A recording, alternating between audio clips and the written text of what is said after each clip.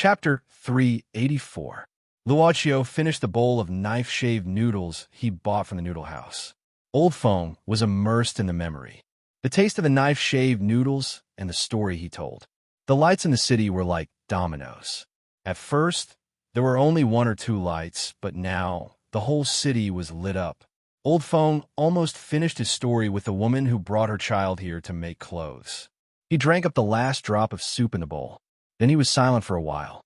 Finally, he said, "Later on, the day they caught me, it happened to be the day that the madam's clothes were completed. Interestingly enough, I had only seen the police officer twice before and after. The first time, he accompanied his wife. The second time was on the day they received the goods, which was also the day they caught me." Luocio gradually got out of Old Feng's story. The details of the old man's story were enough for him to replay in the living room of this old house. "Do you think that the police officer might have suspected you the first time he saw you?"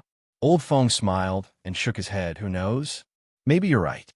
Maybe he found out earlier, and he just wanted me to finish the dress. Or perhaps he discovered it by accident, so he investigated and collected evidence. He only took action when he had the results, and it just so happened to be the day he completed it. But no matter what the reason is, it's still good for me." Luocio nodded thoughtfully. "But Old Feng still wanted more, because I'm a sinner after all. The extra time is a gift to me. That wasn't the same as now, when she wholeheartedly completed the phoenix gown in her hands. Instead, it was an ordinary custom-made one, so naturally the construction period would be even longer. Naturally, the longer the construction period, the longer the father and daughter stayed in this old house, the longer the life of the father and daughter." Old Feng took off his glasses and rubbed his nose. Then he put them on again. "I didn't put up this photo. That day, I asked if I could finish my work before I left.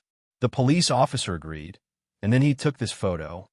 Old Feng heaved a sigh and said with a complicated expression, "I think the police officer must have come back here and put it on the wall after he was exposed to the sun. He has never mentioned this matter to me. He is also a strange person." "Never," Luocio said softly. "This officer used to come to the prison to see me." Old Feng said casually, "Not long after I was arrested. He would come here a few times a year. Then he would come here once a year. Well, in recent years, he didn't come here." Old Feng smiled and looked at the boss of the club. Maybe he forgot about it. If he is not a close relative, who will remember him for a lifetime? This kind of thing, people like you, how should I put it, special existences like you should know better than me. I'm thinking that time shouldn't mean much to you. You may have seen thousands of times more than I have. You didn't forget you," Luocio said. Old Feng was stunned. He wanted to know the answer. "It's late. I won't disturb you." Luocio stood up. "I like your story. I'll come here to listen to other customers' stories when I have time. Of course, I'll bring you some food. I think you often forget about this kind of thing." As he spoke, Old Feng saw a living person gradually appear in front of him and then disappear. Looking at the empty box, Old Feng thought that the boss of this shop could come in without knocking. Anyway, he could leave like this and come in like this. He's also a weird guy. Old Feng shook his head and patted his face to cheer himself up. It was getting late outside, but his work had just begun. He picked up the needle and started to embroider. He had never been so peaceful in the past 10 years. After leaving Old Feng's house, Luocio didn't go far. Instead, he went to the noodle shop in the old street and bought 2 bowls of knife-shaved noodles before leaving. He didn't go back to the club, but went back to his home. Not long after he returned, Ren Xiling also came back like a defeated dog, as usual. "Hey, are we going to eat noodles tonight?" Boss Luo poured some vinegar and ignored this woman. They didn't talk while eating. However, he didn't know if his father and mother had tasted such noodles during those years when they occasionally passed by. What would it taste like if they had tasted it? It should be the taste of this moment. Recently, the club had Old Feng, who was in the middle of a transaction and was waiting for the transaction to be completed. At the same time, there was also a financial backer who was being taken over by Black Soul Envoy number 18. The boss didn't say which side he favored. "I didn't know you would come in person. Black Soul number 18 didn't know how to say it, because she had never encountered such a situation before. The former boss seldom stepped out of the club. At least, she didn't meet the former boss at her workplace. I heard from you, that you met some obstacles, right? Luochio waved his hand. Don't be so formal, just have a chat. That being said, the Black Soul Envoy didn't dare to be rude to the club's boss. Throughout the countless years, those who dared to be rude to the club's boss were probably buried in graves now. There is only one Black Soul Envoy who dared to voice out some doubts in front of the boss. Occasionally, he would even say a few words. But even so, that person still couldn't resist the boss. That's right. This subordinate has encountered some small problems. This subordinate could have solved it by himself. Black Soul number 18 nodded, but I thought that as a Black Soul Envoy, I shouldn't hide anything from you. So I went back to report to Miss Yi. I didn't expect that you would come here. Black Soul no. 18 seemed to be anxious to express something. Don't worry, Master. The other party should be a dabbler magician who learned some magic from who knows where. This subordinate will naturally be able to handle it alone. The magician mentioned by Black Soul number 18 wasn't the kind who could simply make flowers appear from a hat, but the kind of visual magician with special effects. Luochio asked curiously, how do you know he's a dabbler? Black Soul number 18 said, because I didn't see any etiquette of a magician on him. Orthodox magicians are like nobles, whose temperament can be seen at a glance. But he, Black Soul number 18, shook her head, didn't have any trace of orthodox education. So I speculated that he might have gotten the inheritance of magicians from somewhere and figured it out by himself. Moreover, under normal circumstances, only these unorthodox people would disregard the rules of the world and cause chaos in the society of ordinary people. But those magicians with orthodox education would disdain to do such things. Of course, this did not rule out the possibility that there would be some people with twisted minds among the orthodox. But those were the minority, and even if they did do evil, these orthodox people would not lose their poise. Therefore, even with the above, this subordinate can roughly know that this person is a rogue. You're more experienced than me in this aspect, so I believe your speculation. Luochio nodded. At this moment, Black Soul number 18 was shocked. Her boss was omniscient. But what she didn't know was that this boss was a person who was curious about things. But he was also a person who would rather explore things step by himself if it wasn't necessary. He was a person who wasn't willing to lose his fun by directly learning about things. Luochio had always been a good housekeeper since he was a child. He could get the answer by asking his subordinates, so why would he go to the altar? Tell me more about Miss Zhaoru. Black Soul number 18 nodded. Master, she has a serious antisocial personality. Boss Luo didn't stop his eyes from listening to the Black Soul Envoy. In the alley where Zhaoru was staying, Boss Luo watched her silently sitting in the house made of paper boxes. Chapter 385. Some people were born carefree, grew up carefree, but they were still carefree. Some people came to this world with great difficulty. They worked hard in the first half of their lives and the second half of their lives. It seemed that no matter how hard they tried, they would not get any better. Were there some things that were already destined the moment you came to this world? Were some things unfair?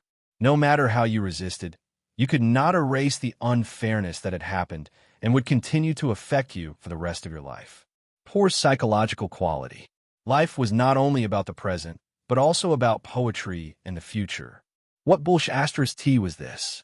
Even though these words themselves were not wrong, even though those who said these words, those who had suffered enough, were the most powerful and best proof of these words. But after all, they were only a minority. Even if these successful people were often exposed and often appeared in various reports, articles, and interviews, they were still a minority. Yes, the people who were interviewed and the people who said these words were all so-called successful examples. But there were tens of thousands of readers and viewers. Among these thousands of viewers and readers, how many could copy the way of success? Even if they believed that it was a psychological problem, even if they believed that there was poetry and the future in life. She didn't know. Zhaoru didn't know how many people there were, but she knew that she didn't understand poetry and didn't see the future. So, she was one of the young people who couldn't do it. On this planet with more than 7 billion people, She was one of the people who couldn't do it. She knew that she had given up on herself. When she saw those students who had envied the life and environment of others, when she met those who were clearly blessed but didn't know what it was, they would rather degrade themselves just to have a piece of high-end clothing or a so-called limited edition sneaker. That's right, the world was just that unfair. Since it was like this, then please allow me to vent my anger. Anyway, you have abandoned me, right? It seemed that she had a dream from a long time ago. Vaguely, she felt that something was looking at her. She raised her head. All of a sudden, she raised her head from between her hands and knees. The house in the box was a little brighter than the space between her arms and knees, and the alley beyond the house was a little brighter. She found that her eyes couldn't adapt to the light, so her vision blurred for a moment, even though she knew that it wasn't very bright here. But in front of him was only a wall on the other side of the alley, and there was nothing that he could see. Perhaps it was just his imagination? To begin with, he had not been able to sleep well in the past few days. But at this moment, when her vision cleared, a young face peeked in. It was my Xiaojun's face. He came back from school again. Zhao Ru could even hear Uncle Mai whispering, "Don't disturb me." But my Xiaojun didn't care too much. Grandpa always told him not to disturb the other uncles who lived here. "Sister Xiao Ru, today's mission is complete." "Really?" Zhao Ru nodded. She turned around and subconsciously reached for a bag. Inside was a squarish and very heavy object. However, her hand seemed to have been electrocuted, and she abruptly withdrew her hand. In the end, she didn't take out the object from the bag. Instead, she took out 2 crispy sharks and gave them to my Xiaojun. My Xiaojun tore off the first piece and ate it before dinner. At this time, Zhao Ru said, "You don't need to go tomorrow." My Xiaojun was disappointed. "Why? I don't need it anymore." Zhao Ru said indifferently, "This is the last time." My Xiaojun thought that he wouldn't get such a reward from Sister Xiao Ru in the future. Fortunately, he didn't eat up the 2 sharks every day, but kept 1. These days, he had saved 7 sharks. Such a young child's life was like this. It was probably because of his grandpa's influence that he could make such a plan. But my Xiaojun didn't know that the so-called last time referred to more things. He didn't see Sister Xiao Ru again. After that night, when he woke up in the morning, as usual, he wanted to say hello to this big sister before going to school. However, there was nothing left in this paper box house. It was empty. Grandpa said something that my Xiaojun didn't understand. This is a place where people can stay, but also a place where they can't stay. If someone left, it was probably because it was time to leave. On the way to school, my Xiaojun looked up at his grandpa. "Grandpa, is Sister Xiao Ru going to find her family?" Old Mai took out a crumpled cigarette from his pocket and glanced at the streets of the city. "I don't know. Maybe she wants to make a decision. I still don't understand." Grandpa. However, she remembered that her grandpa would sometimes say these strange things. Whenever someone in the alley never came back, Grandpa would always say these strange things. My Xiaojun thought to himself that he would probably never see this big sister who would teach him homework and treat him to food, but would never smile again. 17:55 p.m. So, this is the reason why he dressed as a girl. When the sun was about to set, Lin Feng checked the time and asked Sir Ma in a unit in the opposite building of a female high school student. This female high school student was the one who reported the case to the police and received a threatening letter. As Wang Yuechuan said, the female high school student was indeed safe. That was because she was now in the room of the unit that they had deployed. There was someone guarding outside the door, and a female police officer was accompanying her in the room. As for the female high school student's family, they were not at home, because they had been arranged to have dinner outside. Anyway, Ma Hao didn't know what tricks Wang Yuechuan had used to send Wang Yuechuan's family away. As long as he did that, it was fine. Don't ask so many questions. Pay attention to the surroundings and keep an eye on him. Once he shows up, take action immediately. Ma Hao patted Lin Feng on the back of his head. The young police officer shrugged and picked up the binoculars. He stared at a unit in the opposite building and couldn't help laughing. But Comrade Wang Yuechuan's dress is really good. Ha ha ha. Sir Ma, there are still 3 hours before 9 o'clock. Do you want to have a look? Ha ha ha. What are you laughing at? Ma Howard patted Lin Feng on the head again and said seriously, am I the kind of guy who likes to see a man dressed as a girl? Humph. Give me the binoculars. Comrade Lin Feng, I find that you are seriously not serious about your work. I don't trust you to monitor. I'll do it myself. Chapter 386. The cold wind has a letter. The autumn moon is boundless. Blah, blah, blah. Don't get me wrong. Wang Yuechuan was not the type to sing this tune. It was just the sound of the TV coming from under his feet. To be exact, it came from the TV of a family below the rooftop where she was standing. Don't get me wrong. Comrade Wang Yuechuan was indeed in a woman's dress. His physique belonged to the thin type, but his body was covered by clothes, and his body fat percentage was very low. Looking from the back, Comrade Wang Yuechuan could be described as having long hair fluttering in the wind. Of course, he was much taller than the female high school student, but it didn't matter because she was now sitting on a small part of the wall of the rooftop. Below Wang Yuechuan was the street. It could be said that the space below his body was truly empty. Where are you? Xiaoru. But Wang Yuechuan was not afraid of the height and place that only extreme sports players would choose. His eyes were like a falcon, looking at the small figure moving downstairs like an ant. And Wang Yuechuan squinted his eyes. Chao Yu, I know you will come.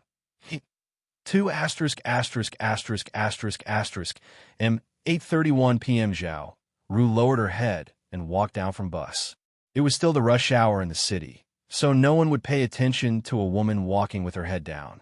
She would reach her destination after another street. She could even see the signboard on the rooftop of the destination among the many buildings. Zhao Ru looked around more carefully and then quietly walked into an alley, getting closer to her destination. She was sure that no one had found her. She believed in her own eyes far more than what she heard from others, even if it was from her relatives. But she didn't know that there were times when she couldn't see, for example, the Black Soul envoy that ordinary people couldn't see.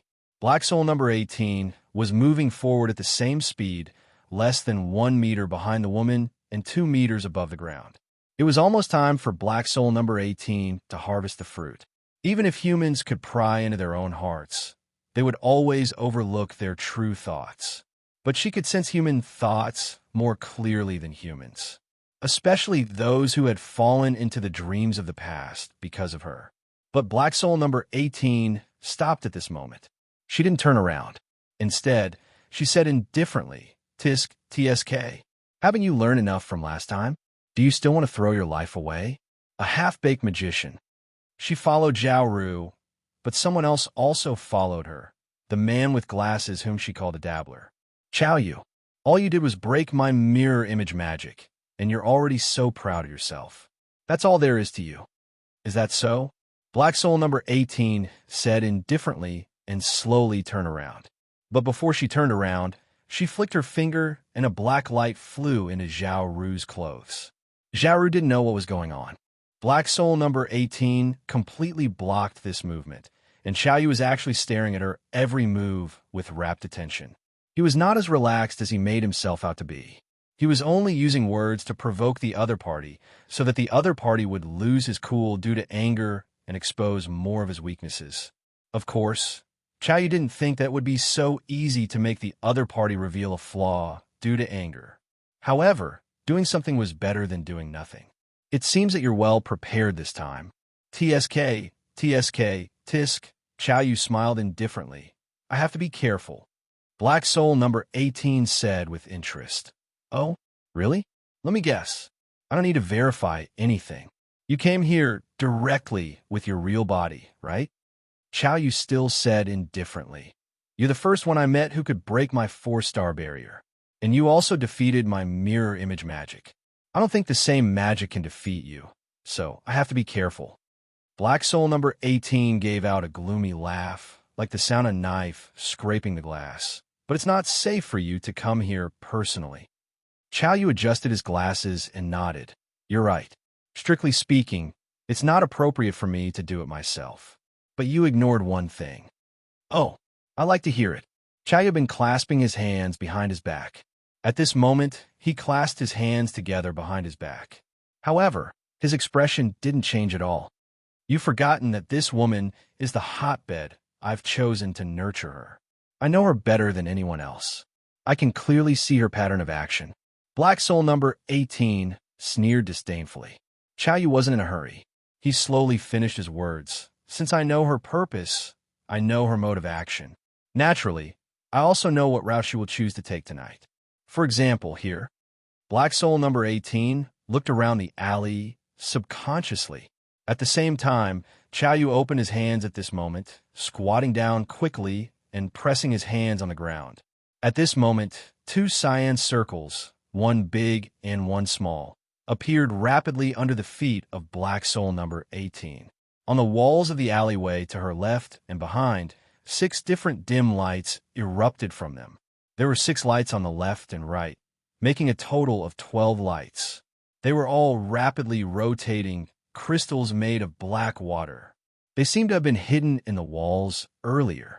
12 black crystals of the same size formed an icosahedron together, and Black soul number 18 had fallen into this icosahedron space at this moment.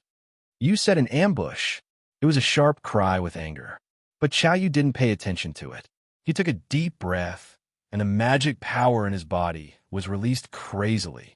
After a while, Qiao Yu exhaled and stood up slowly.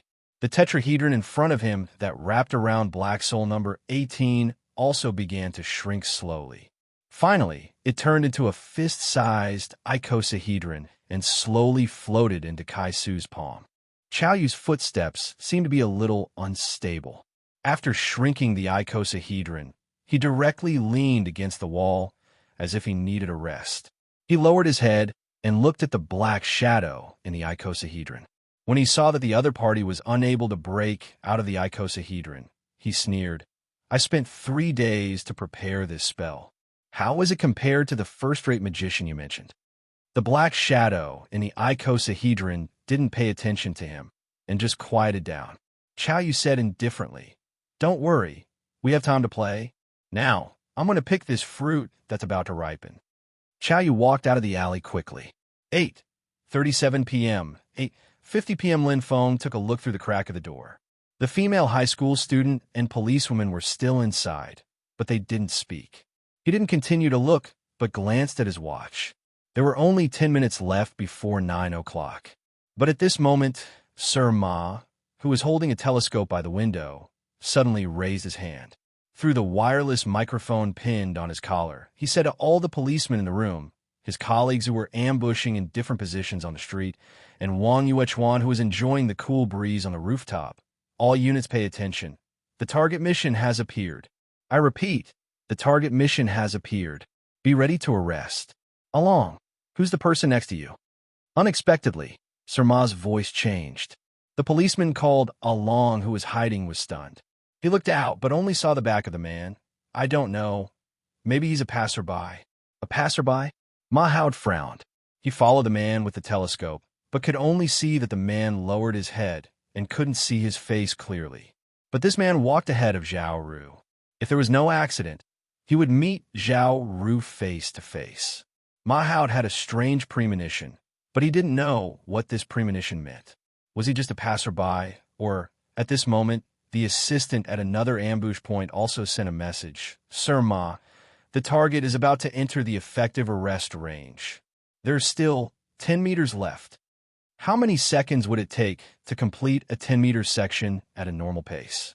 Chapter 387. Zhao Ru frowned, because in the pocket of her jacket, she felt something that she had no impression of. She didn't know where it came from. It was a black card. She was very clear about all the things she had, but she didn't know where this black card came from. Was it when she left the alley? Or earlier? Who put it in her pocket? She stopped because of the unknown, but she stopped in less than 10 minutes before 9 o'clock in the evening. The card to realize one's wish could be exchanged for a chance to realize one's wish. And the price was anything. As long as it was worth it, it could be the price. This was the thought that quietly emerged in her mind after she touched the black card. However, she quickly took another step forward. She planted the seeds and watered them constantly. Now it was time to harvest in less than half an hour. How could she let her doubts stop her? She needed to harvest the fruit. There was a huge hole in her heart. She knew that only this kind of fruit could temporarily fill the hole. The fruit of death. The fruit of happiness, but had to fall into despair. It was the fruit of all the regret and pain they felt before they died. Only by being there personally, only by seeing it with his own eyes, only by touching the moment when everything shattered in an instant, could the joy that came from the bottom of his heart fill the hole in his heart. She could even see the figure on the rooftop of the building. It was too high, so she couldn't see the figure clearly, but she knew who was sitting there. Panic, regret, self-blame, and despair. She seemed to have heard the crying of the girl on the rooftop. She couldn't control herself. She smiled slightly, waiting for the moment when the fruit was ripe.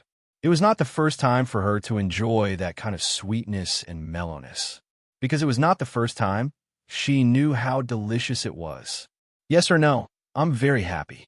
Zhao Ru frowned subconsciously when she heard the words coming from the front. She knew that there was a man walking in front of her. In fact, she had to be more careful at this time. But she was sure that she had never seen this ordinary guy with glasses before. She had a good memory, really good. When she was caught for the first time in the police station, she almost remembered the faces of all the policemen she met along the way. The man was less than a step in front of her. He was on her left and was about to walk past her on her left. Moreover, the man didn't stop. Everything seemed so natural. But the man said the second sentence. It's a pity that the happy things will leave you in the end. You will never get it. Thank you for providing me with such excellent material. Zhao Ru's mind went blank when she heard the last sentence. She turned around subconsciously and watched the man disappear at the corner. She subconsciously reached for her chest, grabbing the black crystal pendant that could calm her down as usual. But she found that she couldn't grab it this time. Gone, gone, gone. And a kind of pain began to spread from her body. Zhao Ru subconsciously touched her abdomen. Warm liquid was flowing from her body. She suddenly saw a bottomless abyss. Sir Ma, the target is strange. She stopped again. Motherf asterisk cur. Action. Action now. Find the man who just passed by and get him back. Ma Howd threw away the binoculars in his hand and pulled out his pistol. He hurriedly rushed downstairs with his men. However, the policemen who were waiting for them on the street had arrived in front of Zhao Ru earlier than them. Stop! Don't move! A total of policemen rushed out from the opposite side of the road and the shop next to it. They raised their guns at the same time and pointed at Zhao Ru. Surrender! But she didn't move, as if she had lost something. A police officer shook his head. The other police officer nodded and walked to Zhao Ru step by step. He took out the handcuffs. But when he put his hand on Zhao Ru's shoulder, the woman in front of him suddenly fell to the ground. When the policeman opened her coat, he found that there was a knife in her abdomen and the blood couldn't stop flowing. Damn, that man. How'd he do that? After cursing angrily, the police officer rushed forward and chased after him from the corner. Mahoud finally arrived with the other policeman. He finally caught Zhao Ru. But Mahoud didn't smile. He didn't feel happy at all. Hold on. The ambulance will be here soon. Hold on. Officer Ma grabbed the hand of this woman who was supposed to be in the prime of her life and said, hang in there. Tell me, who was the one who killed you? Who did it? However, the woman he was holding only opened her mouth and didn't say anything. She just looked at the sky, at the darkness above the city lights. It was as if everything she could see was black to begin with. She suddenly became cold. The hole in her heart seemed to become bigger and swallowed her. She slowly closed her eyes. This was the most desperate eyes Ma Howd had ever seen in his life. Sir Ma, we can't wait for the ambulance. Let's drive her to the hospital, a policeman suggested. Ma Howd nodded and ordered people to carry Zhao Ru into the car. After that, Ma Howd hit the guardrail on the sidewalk and said to the wireless radio, Did you catch up with that man? I'm sorry, Sir Ma. I can't find him. F***CK. Ma Howd hit the guardrail again and said, Where's Wang Yuechuan? Wang Yuechuan? Wang Yuechuan? Sir Ma, Wang Yuechuan seems to have left the rooftop. We can't contact him. Sir Ma hit the guardrail for the third time and said angrily, F***CKU. Desperation, desperation. It's good to be desperate. Chai took off his glasses. He was more willing to take off his glasses to look at the situation. He looked at the black crystal pendant in his hand with a fascinated look. At this time, he was leaning on a bus stop sign, and the necklace was lifted up by him, swinging freely from side to side in his line of sight. With this thing, he believed that his magic power could be further improved. He could also start to practice some of the spells in the ancient book that he hadn't used yet, right? Do you like desperation? Of course. The crystal pendant was still swinging in front of Qiao Yu's eyes. He was so addicted to it that he didn't even think about the answer. But who would answer for him? Qiao Yu furrowed his brows, but soon relaxed. He chuckled and took out the icosahedron, which was the size of a fist. So you still have the strength to speak? Not bad. I think I can refine you into a very good tool. You haven't answered me. Do you like desperation? Is it important? Qiao Yu shook his head and suddenly said, but I want to change my mind. It's the first time for me to meet such a special wandering soul like you. I think I need to study you carefully. Answer me. Do you like desperation? Qiao Yu didn't answer. He sneered and put the icosahedron on his clothes.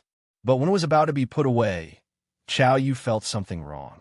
At this moment, a very faint sensation was spreading from the center of his palm. This icosahedron was splitting apart. Qiao Yu's face changed slightly. He took it out again, but at this moment, it had been completely shattered and turned into countless dust. That black shadow was in front of him, as if she had never been trapped. You used illusion on me? Qiao Yu narrowed his eyes. He was flustered but didn't panic. He didn't arrange anything here. He made a mistake. He underestimated the power of this wandering soul again. He planned to confront her directly. He needed to find a chance to escape. Illusion? Black Soul number 18 said contemptuously. Do you think you're qualified enough for me to use illusion on you? But your thing can't trap me at all. I'll just stay inside and let you do something for me. What did you say? Qiao Yu frowned. Black Soul number 18 said indifferently. Stupid guy. Do you know? The real Black Soul envoy is good at taking advantage of the favorable conditions. Since you originally intended to push this woman into the abyss of despair, your goal is barely the same as mine. Why shouldn't I do it? Qiao Yu didn't know what a Black Soul envoy was, but he instinctively felt the black shadow in front of him. He saw the ugly witch-like face in the black robe and hat. His body suddenly couldn't move. The crystals that had just slipped out of his sleeves fell to the ground and bounced. This was the first time, ever since he had obtained the ancient book, this was the first time he felt that his strength was so insignificant. You, who are you? You don't deserve to know. Black Soul number 18 came closer and stretched out her hand. It was a withered hand with fingers that looked like white bones.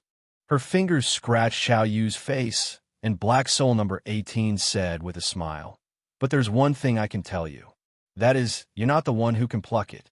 In this world, only one person has the qualification to pluck the beauty of everything in this world. My new master.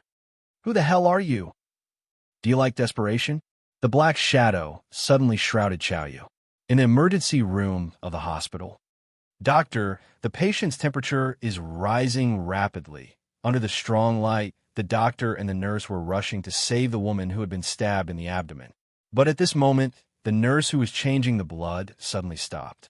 It was not because she encountered something that made her stop, but because she didn't know that she had stopped. The doctor's movements also stopped, but his hands were still raised. The nurse who was looking at the data on the instrument also stopped. Everything in this place had stopped. Only those instruments were still working normally. Are you looking for me? Guest. On the operating table, Zhao Ru suddenly heard a voice. She slowly opened her eyes. She saw the dazzling spotlight on the operating table and a vague figure. She felt that someone gently held her palm. This gave her a magical power, and her vision became clear. But she also knew that her life was coming to an end, because before she woke up this time, she had already seen her entire life. Chapter 388. It was as if the concepts of time and space were completely separated here, in this small emergency room. The motionless person and the flowing time. Luoqiu let go of Zhao Ru's hand because she had enough time to talk with him. Miraculously, Xiaoru was not too surprised by what happened in front of her. She opened her mouth slightly and quickly glanced at her surroundings. She looked at the doctors and nurses who were still standing in front of her and the wounds on her body. The clothes on this hideous wound had already been cut open. The wound on her abdomen was so deep, but she unexpectedly didn't feel any pain. The visual impact and the pain that should have been felt by the nerve endings of the body seemed to be perfectly separated at this moment. "It's the black card," Xiaoru said after a long silence. Luochio waved his hand to let the doctor with the scalpel move sideways. Then he sat on the edge of the bed. "One of my employees gave it to you. As for this employee now..." Speaking of this, Luochio suddenly paused and shook his head. "Probably having a good time." "Had a good time?" Luochio said indifferently. "It's just his personal interest. It has nothing to do with you." Xiaoru didn't understand these. She just nodded subconsciously. But the masked man sitting in front of her gave her a feeling of calmness. How inconceivable. All these years, she had never had a moment of such peace and quiet like this. Even the pendant couldn't give her this kind of tranquility.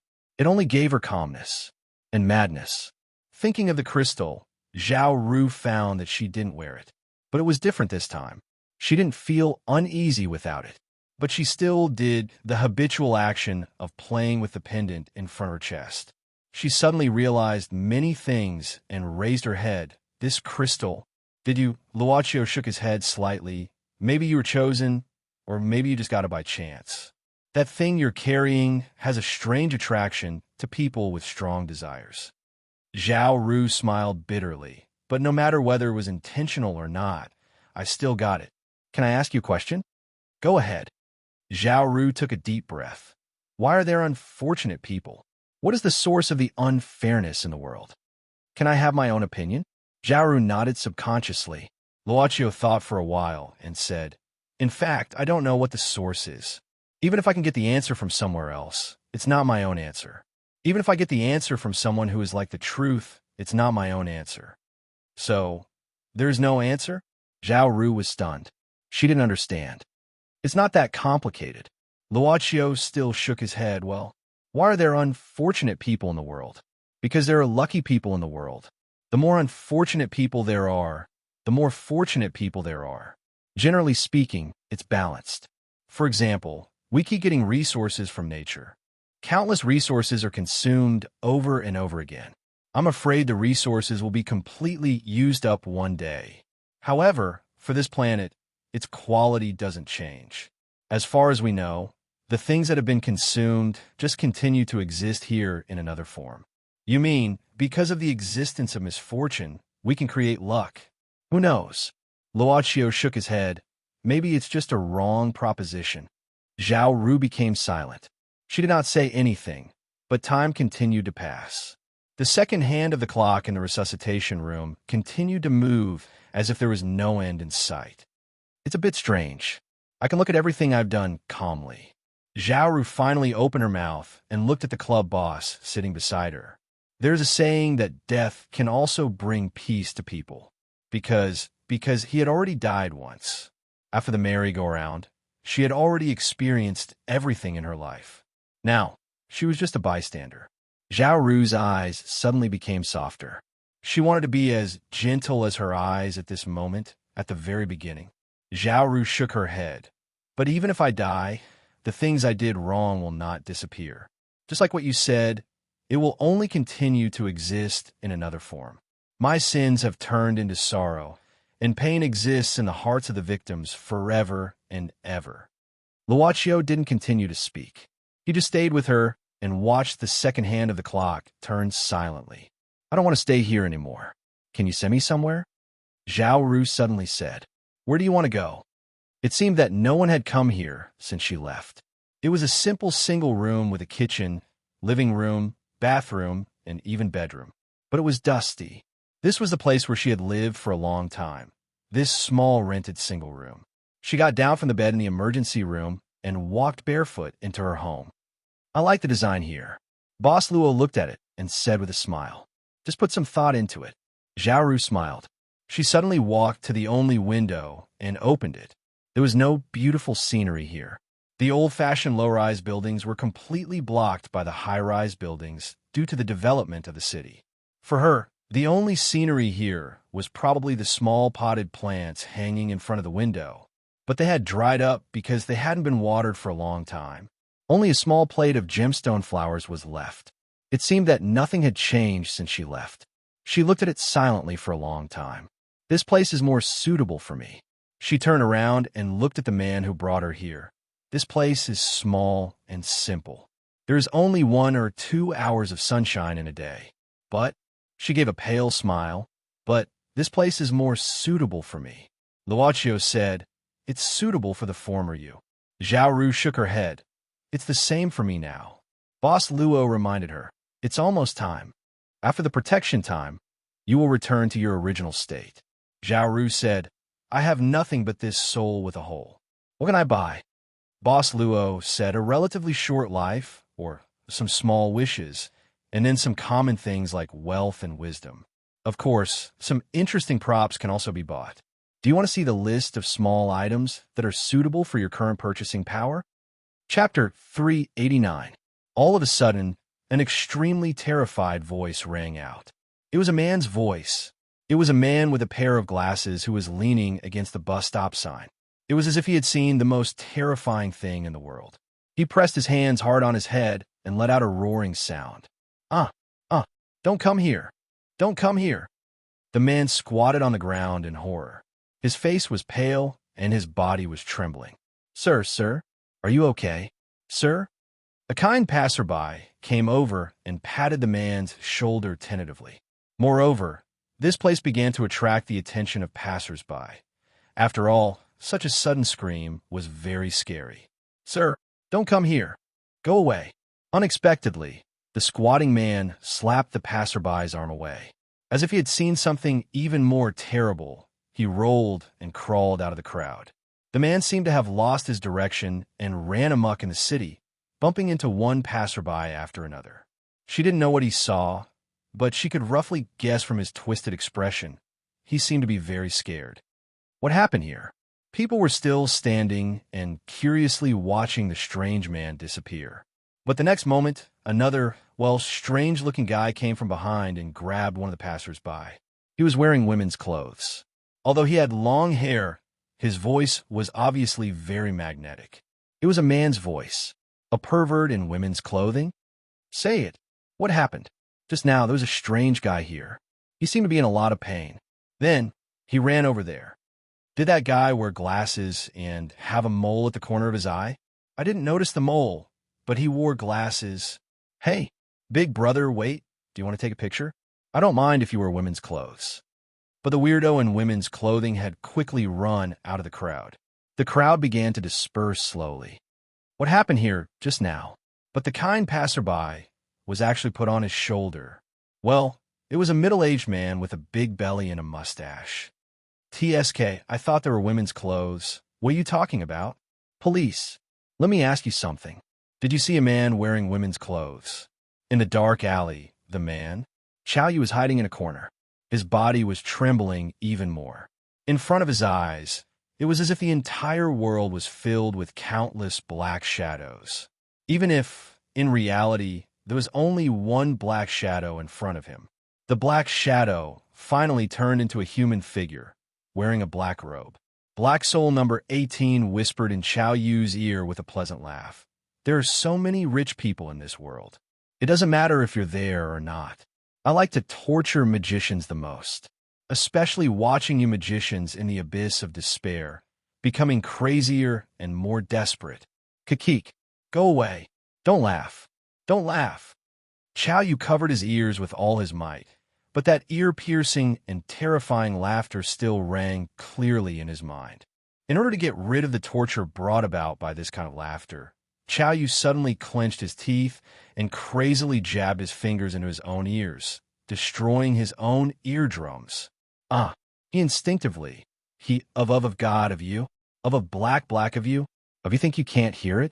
No, you will hear it more clearly. You will not only hear it, but also see more. But he could still hear the laughter clearly. Black Soul number 18's ugly face suddenly showed a twisted smile. Magician, is it painful? Is it despair? It's not even 1/10,000th of what I suffered before. I swear, I will kill all the magicians I meet. You could have lived for a while. If you ran away during the working period, I might not be able to catch up with you temporarily due to the task. But you sent yourself to me, so don't blame me. Haha. Stop laughing. He was on the verge of mental collapse. The only thing he could think of was to get rid of this nightmare. He was even willing to pay everything for it. Oh, what a strong desire to make a deal. Black Soul number 18 shook her head.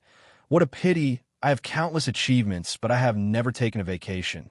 I used all my achievements to strengthen my ability. Isolation. As long as I want, as long as you are weaker than me. You are not qualified to enter the club. You can only die in despair. Don't worry, I will love you well.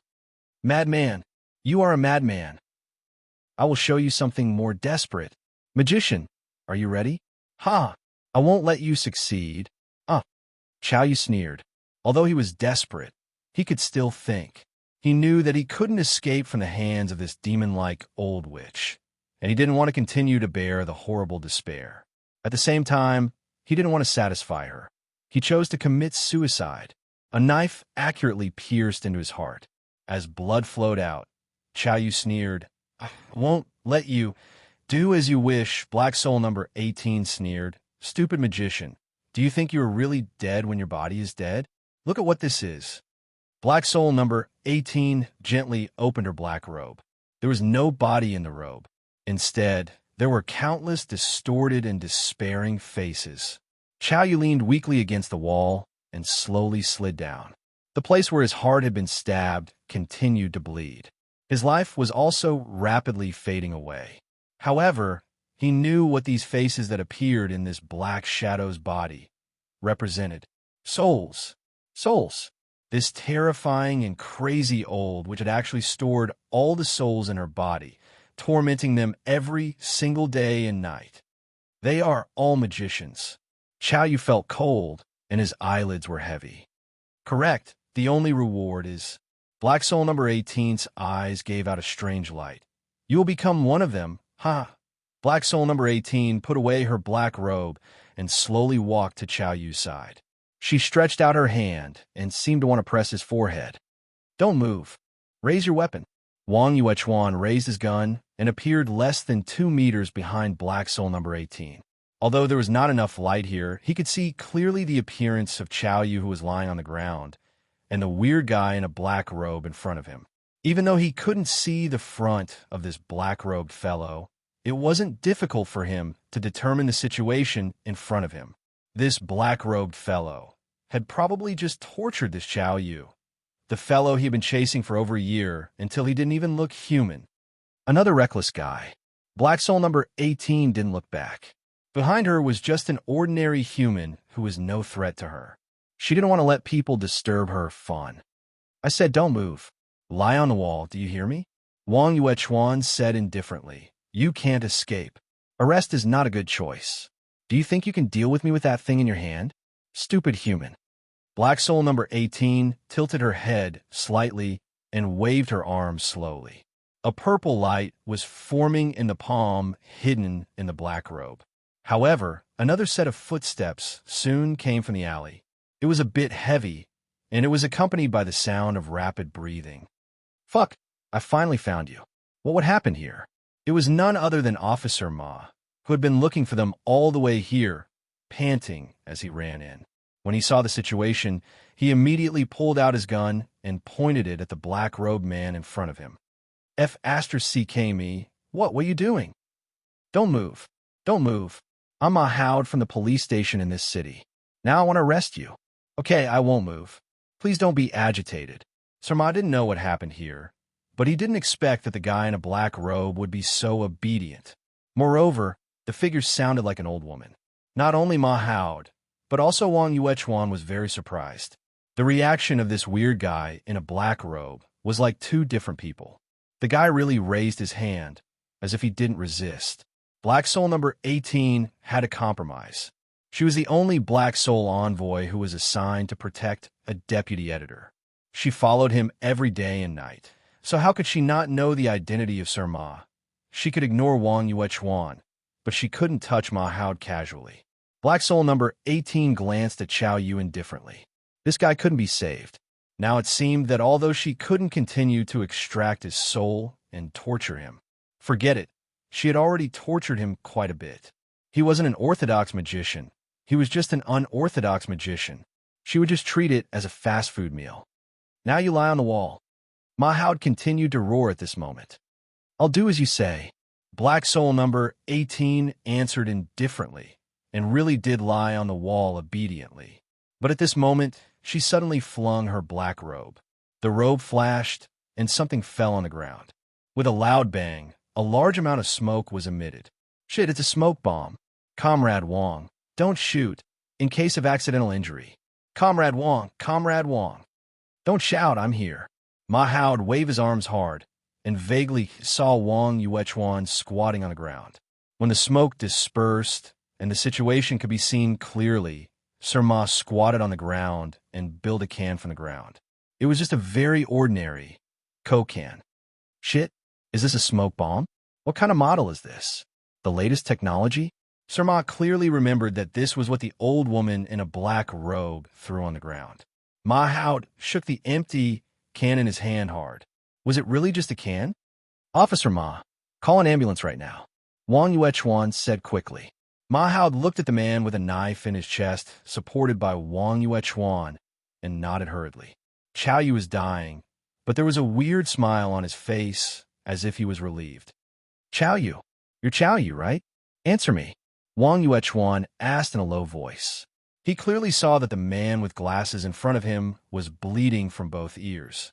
It seemed that his eardrums were broken, but he didn't care too much. 1 year ago. Was it you? Tell me. What method did you use to lure those people to commit the crime? What's your purpose? Tell me. Qiao Yu opened his eyelids a little. He couldn't hear Wang Yuechuan's words, but he could guess what Wang Yuechuan wanted to say. You still found me. Qiao Yu's voice became even softer. Answer, answer, answer. You will become the next me. You will fall. Darkness will devour. While saying this, Qiao Yu slightly lowered his eyes and looked at his own body. Wang Yuechuan subconsciously touched the place where Qiao Yu was looking at and instinctively reached out his hand to fumble in Qiao Yu's clothes. He found a book. What do you mean? What's this? Tell me. Wang Yuechuan quivered. The moment he held the book, his heart suddenly jumped. Tell me.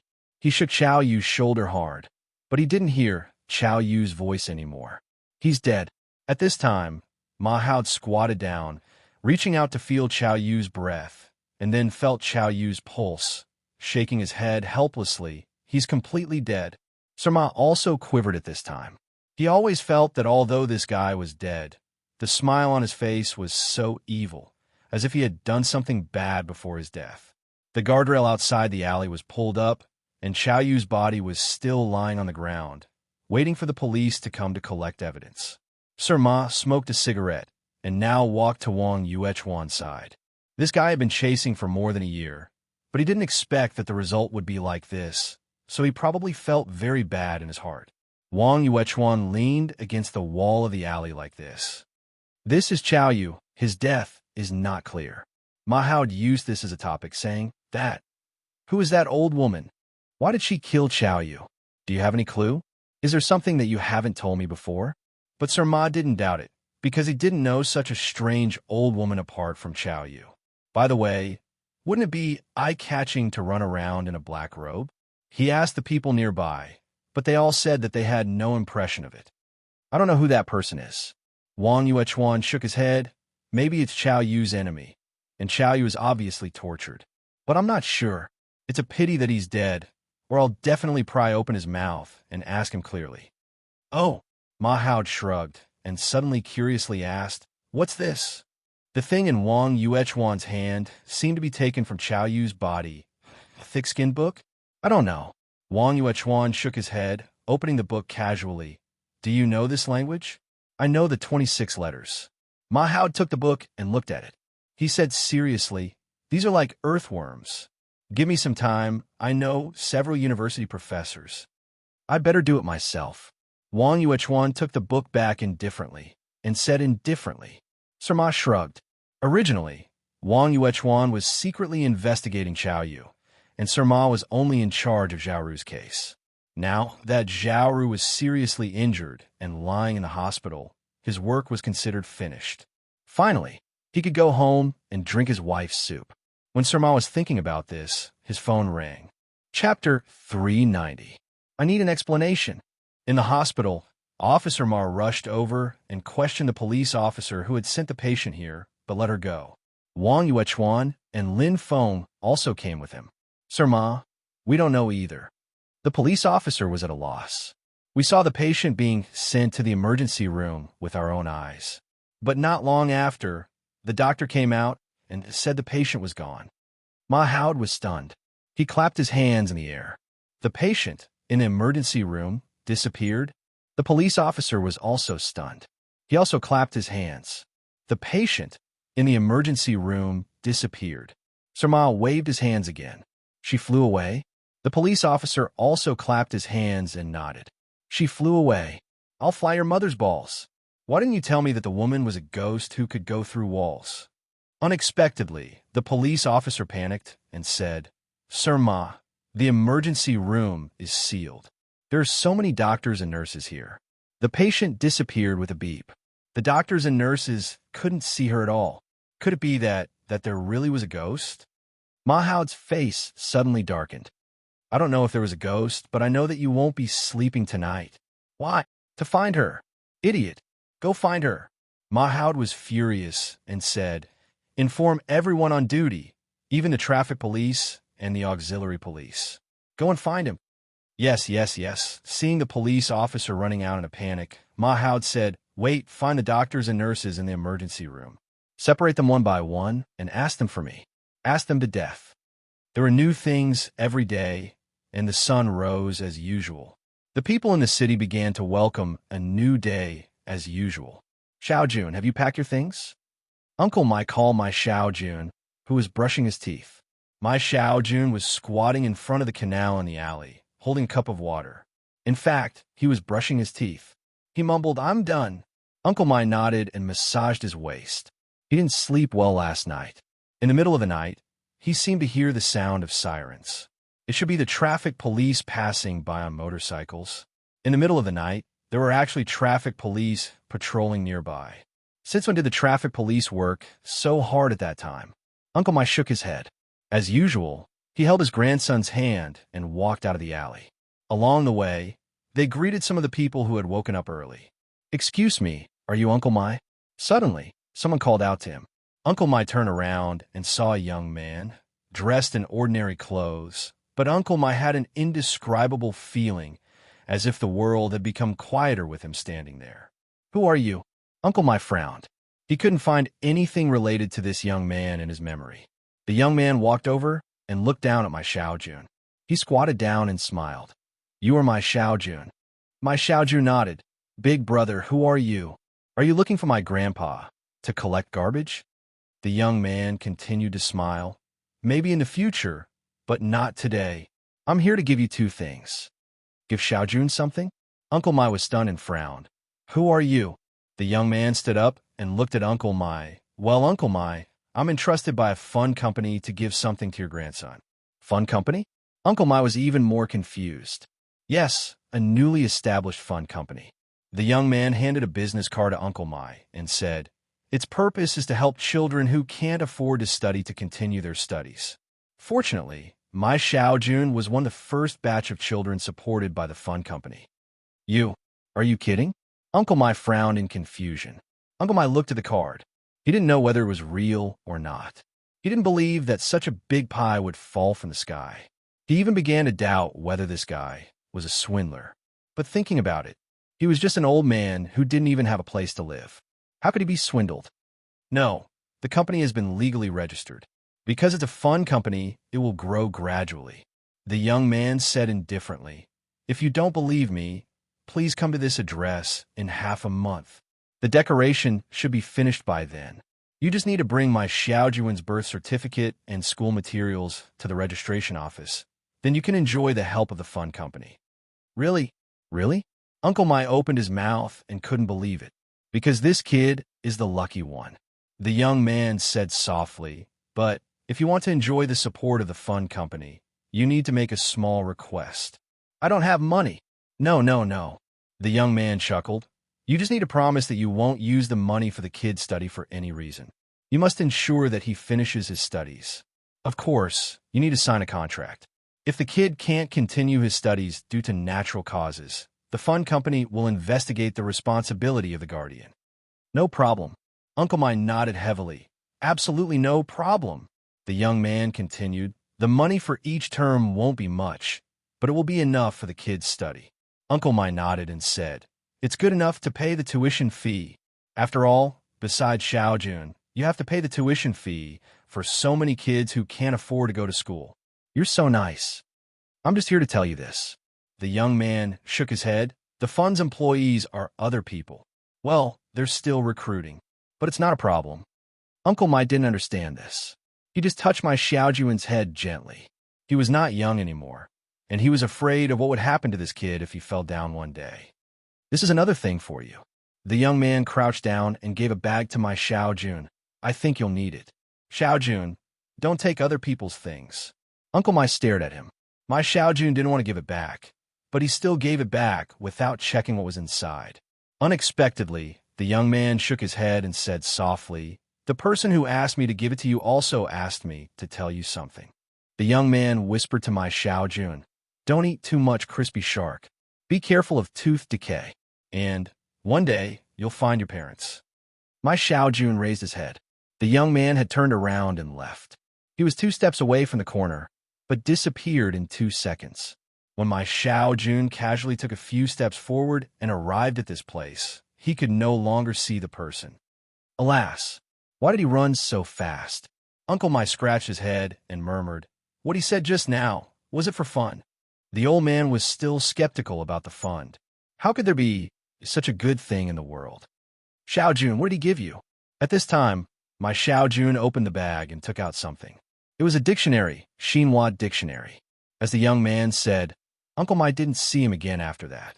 But when he was collecting garbage, he accidentally passed by the registration center and saw the name of a new fund on the screen. So he decided to go to the address at the appointed time. He took a look at the new sign that said where the registered fund company was located. He looked at the name of the fund on the business card given to him by the young man. This, Gem Flower Fund. Dear guest, please look at this. Boss Luo put the documents in front of Zhao Ru. The contracts were very detailed and clear. The wealth was turned into a fund and entrusted to credit companies and regulatory agencies. It would develop year by year. This wealth would be passed down in the most effective form from generation to generation. Gem Flower Fund. Why use this name? Luochio looked at the small pot on the windowsill and said softly, Dear guest, we didn't specify a name, so I gave it a name. Don't you like it? No, no need. Zhaoru shook her head slightly. It's okay, it's okay. She suddenly coughed twice. The sharp pain from her abdomen almost engulfed all her nerve endings. But there was a smile on her face. She walked to the small table in the small cubicle and sat on the cushion on the floor. This was a simple dressing table. But just like the other decorations in the room, it was exquisite because of the owner's special intention. Zhaoru began to comb her hair. This was the last time she combed her hair. She adjusted her collar, as usual, neatly. Then she spat on her lips and applied a light pink lipstick. Her face became paler, but she didn't apply any powder this time. She sat upright and looked at the mirror in front of her silently. The boss of the club appeared in the mirror. He appeared beside Zhao Ru. What do you see? She didn't see herself in the mirror. Can't you see? She said softly, You see a lot of gem flowers that won't wither. So she closed her eyes slowly. Then she fell into the boss' arms. The light pink lips were decorated with a slight curve, and the colors seemed to be brighter with a touch of sunshine. She said, This place is small and simple, and there is only 1 or 2 hours of sunshine in a day. That was the time. Chapter 391. What? She was found in the rented house. In a cafe not far from the police station, sub-editor Run, who was writing down Officer Ma's words in her notebook, raised her head and asked in astonishment, Sir took a sip of coffee and said, "Yes, it was found by the owner. He said he was going to clean up the house and rent it out. But when he opened the door, he saw Zhao Ru's body. He was frightened." Ren Xiling bit the tip of the pen and thought for a while. "You said that after she mysteriously disappeared from the hospital's emergency room, she returned to her rented house? How could a seriously injured person run so far away? By taxi? Wouldn't the driver be suspicious? By walking? Could she walk so far?" Mahout shrugged. "I'm afraid it's a mystery." Ren Xiling nodded and suddenly asked, "What did she look like when she died? Did she leave anything? A suicide note?" Mahout shook his head. "Nothing. I entered the house once, and it was clean. When I went there again, it was still clean. She lay on the bed, quietly with a smile on her face.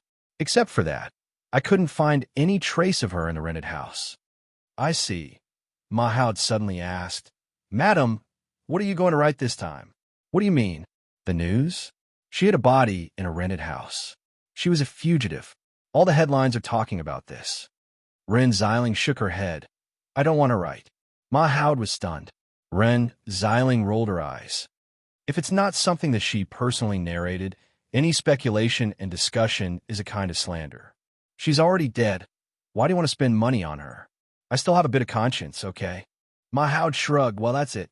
I'm going back to my office. It's not like before. I have to sneak out. There's a dead fish eye in my office." "You mean Wang Yuechuan?" Ren Xiling nodded. "Why is such a big shot in the provincial bureau still here?" "You said he's a big shot. How do I know?" Sir Ma finally had a chance to roll his eyes. "Well, I'm leaving. I'll eat at your house next time." "Oh, okay." Ren Xiling didn't care. She lowered her head and packed her things, preparing to leave. But she saw that Mahout seemed to be in a hurry. Suddenly, she thought, "Sage asterisk, he didn't give me the informant fee last time. No wonder he left so fast. So stingy." In a small meeting room in the office of an office, Wang was having a video call with a man. This was an old classmate of his who was currently studying for a doctorate in an Australian university. "Do you have a result?" Wang Yuechuan asked directly. "Yes, a little." The man on the other end of the video nodded. "According to the fragment you scanned for me, this should be an ancient Egyptian language. I try to find someone to translate some of it. This is the content. Take a look." The man sent a picture of the translated text. Wang Yuechuan frowned and read, "The death of the body opens the door to eternal life for the soul." "What does this mean?" The man shrugged and said, "It's probably something like a religion or a spell. I'm not sure. By the way, what is this? I've known you for so long, but I've never seen you care so much." Wang Yuechuan shook his head and said, "It's just something left by a prisoner. I want to figure out its meaning." The man smiled and said, "You're still the same. If it's related to the case, you'll definitely fight to the death." "Well, my profession is not very relevant to interpretation, but I know a very good professor. His interpretation of ancient Egypt's civilization and history is quite unique. Contact information." "Don't rush, I haven't finished yet." The man shook his head and said helplessly, "The professor should be doing an academic exchange in Japan now. He hasn't come back yet. If necessary, I'll go directly," Wang Yuechuan said without hesitation. The man at university in Australia was taken aback. Then he smiled. "You're really something. I'll send you the contact information later. Just tell him that I introduced him to you. Maybe he'll be interested in your stuff. And you don't have to meet him. Communication is so convenient now." In short, Wang Yuechuan soon got the contact information and tried to contact the professor in Japan. Xiangzi was a man who kept his promise. As he had said, if Fatty Zhang hadn't helped him in those days, he might still be doing things like stealing chickens, dogs, manhole covers, and cables. Therefore, he would try his best to do what Fatty Zhang asked him to do, as long as he could do it. Zhou Xiaoquan's younger brother, Zhou Xiaoping, had been found according to the address Fatty Zhang gave him. "That, Mister, have I seen you before?" But Xiangzi's appearance was too swift and fierce. He had a tiger tattoo on his arm, which made Zhou Xiaoping, an honest office worker, feel scared from the bottom of his heart. "Don't be afraid, Mr. Zhou. We're serious people." At this moment, Xiangzi took off his sunglasses and said with a smile, "Hello, are you Mr. Zhou Xiaoping? You can call me Qiangzi. Oh, no, no. Brother Qiangzi, what can I do for you? Take me to a person. Qiangzi directly explained, a woman named Tao Xiaomon. Zhou Xiaoping gave a start. Wasn't this the woman his brother asked him to inquire about? Zhou Xiaoping couldn't figure out the purpose of this brother Qiangzi. He glanced behind this brother Qiangzi quietly. This burly man arrived in a van, and as for the van, 1, 2, 3, 4, and 4 men in vests, either with tattoos or bald heads, with kind smiles on their faces. Serious my ass that. Brother Qiangzi, what do you want to do with her? Zhou Xiaoping swallowed his saliva. Oh, nothing. My boss wants to have sex with her. Qiangzi said casually. Then he felt something was wrong. No, my boss wants to see her. Oh, wait. Do you want to have sex with her or see her? Oh no, I almost forgot. I don't care. Anyway, just bring me to him. With that, Qiangzi grabbed Zhou Xiaoping's arm and pulled him directly into the van. Zhou Xiaoping subconsciously swallowed a mouthful of saliva the moment he entered the carriage and smelled the surging masculine scent in the air. Oh, Brother Qiangzi, this guy's skin is very white. So, where are you serious? Be serious.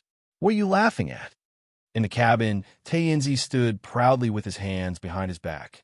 In front of him, Fatty Zhang, Lai San, Fatty Zhang's other 2 brothers, and Zhou Xiaoquan were lined up in a row. Tianzi coughed twice and said seriously, since you all want to learn, this old man will casually teach you a few things. But remember, this sect is not allowed to casually accept disciples, and you all do not have this qualification. After you go out, you're not allowed to tell others that I am your master. Do you understand? Understood, everyone said in unison. Fatty Zhang nodded even more fiercely. It didn't matter if they recognized a master or not, as long as they could learn a few things. Tianzi nodded and said, since you all have served this old man well these past few days, I will give you some pointers. Listen well, what I'm going to teach you is something that I have recently mastered. In the process of learning, you must concentrate and do not be distracted. You must achieve unity of mind and body without distraction. Understood, everyone still said in unison. Well, give me the item. Tianzi cleared his throat at this time. Zhou Xiaoquan saw this and brought a plate over. There's a white cloth on the plate. What was inside? This made Fatty Zhang and Lai San stretch their necks. At this time, Tianzi waved his hand and let Zhou Xiaoquan return to his original position. Then, he slowly lifted the white cloth on the plate. Everyone suddenly raised their voices and saw that the plate was finally lifted and the item inside was officially revealed. Fatty Zhang was taken aback at once. He said subconsciously, this pen? Apple? Pineapple? Yes. Chapter 392. Lunch? Oh, it's late. Let me see what I can eat nearby. Well, I'll find something to eat if I'm hungry. That's all. Don't you have an appointment today? I know. Tao Xiaomon hung up the phone and continued her pace. She walked in the city. As a photography enthusiast, it was rare for her to have such a holiday. How could she not fiddle with her DSLR? Time couldn't keep time, but photos could. Besides, she felt that she was in a bad mood recently. She was inexplicably irritable. She knew the reason clearly. Hobbies are activities that can make you forget some things. The camera turned to buildings and passersby. Sitting on an ordinary bus, she compared the city in her memory with the city she was in now. Things remained the same, but people had changed. This was probably the best way to describe her current mood. When the tour bus shouted the name of a stop, Tao Xiaomon got off the bus. But when she stopped at this place and looked at the name on the road sign, she hesitated unexpectedly. Jihua Road. Did she come back to this place? Tao Xiaomon shook her head. She lived here. Once. Only in this place could she be considered to be revisiting her old haunts, right? Tao Xiaomon didn't know why she started her pace again. But on this old road, the number of times she mentioned the DSLR could be counted on one hand. Although it was the place in her memory, it was completely different now. A large number of new buildings had appeared. However, there were very few places that could make her recall her memories. Tao Xiaomon stopped in front of a noodle restaurant. Dad, I want to eat shaved noodles with lots of toppings. Shaved noodles are shaved noodles. Toppings are toppings. How can you eat like this? I don't care, I want it. Okay, okay. She laughed heartily. Tao Xiaoman remembered the conversation that happened here a long time ago.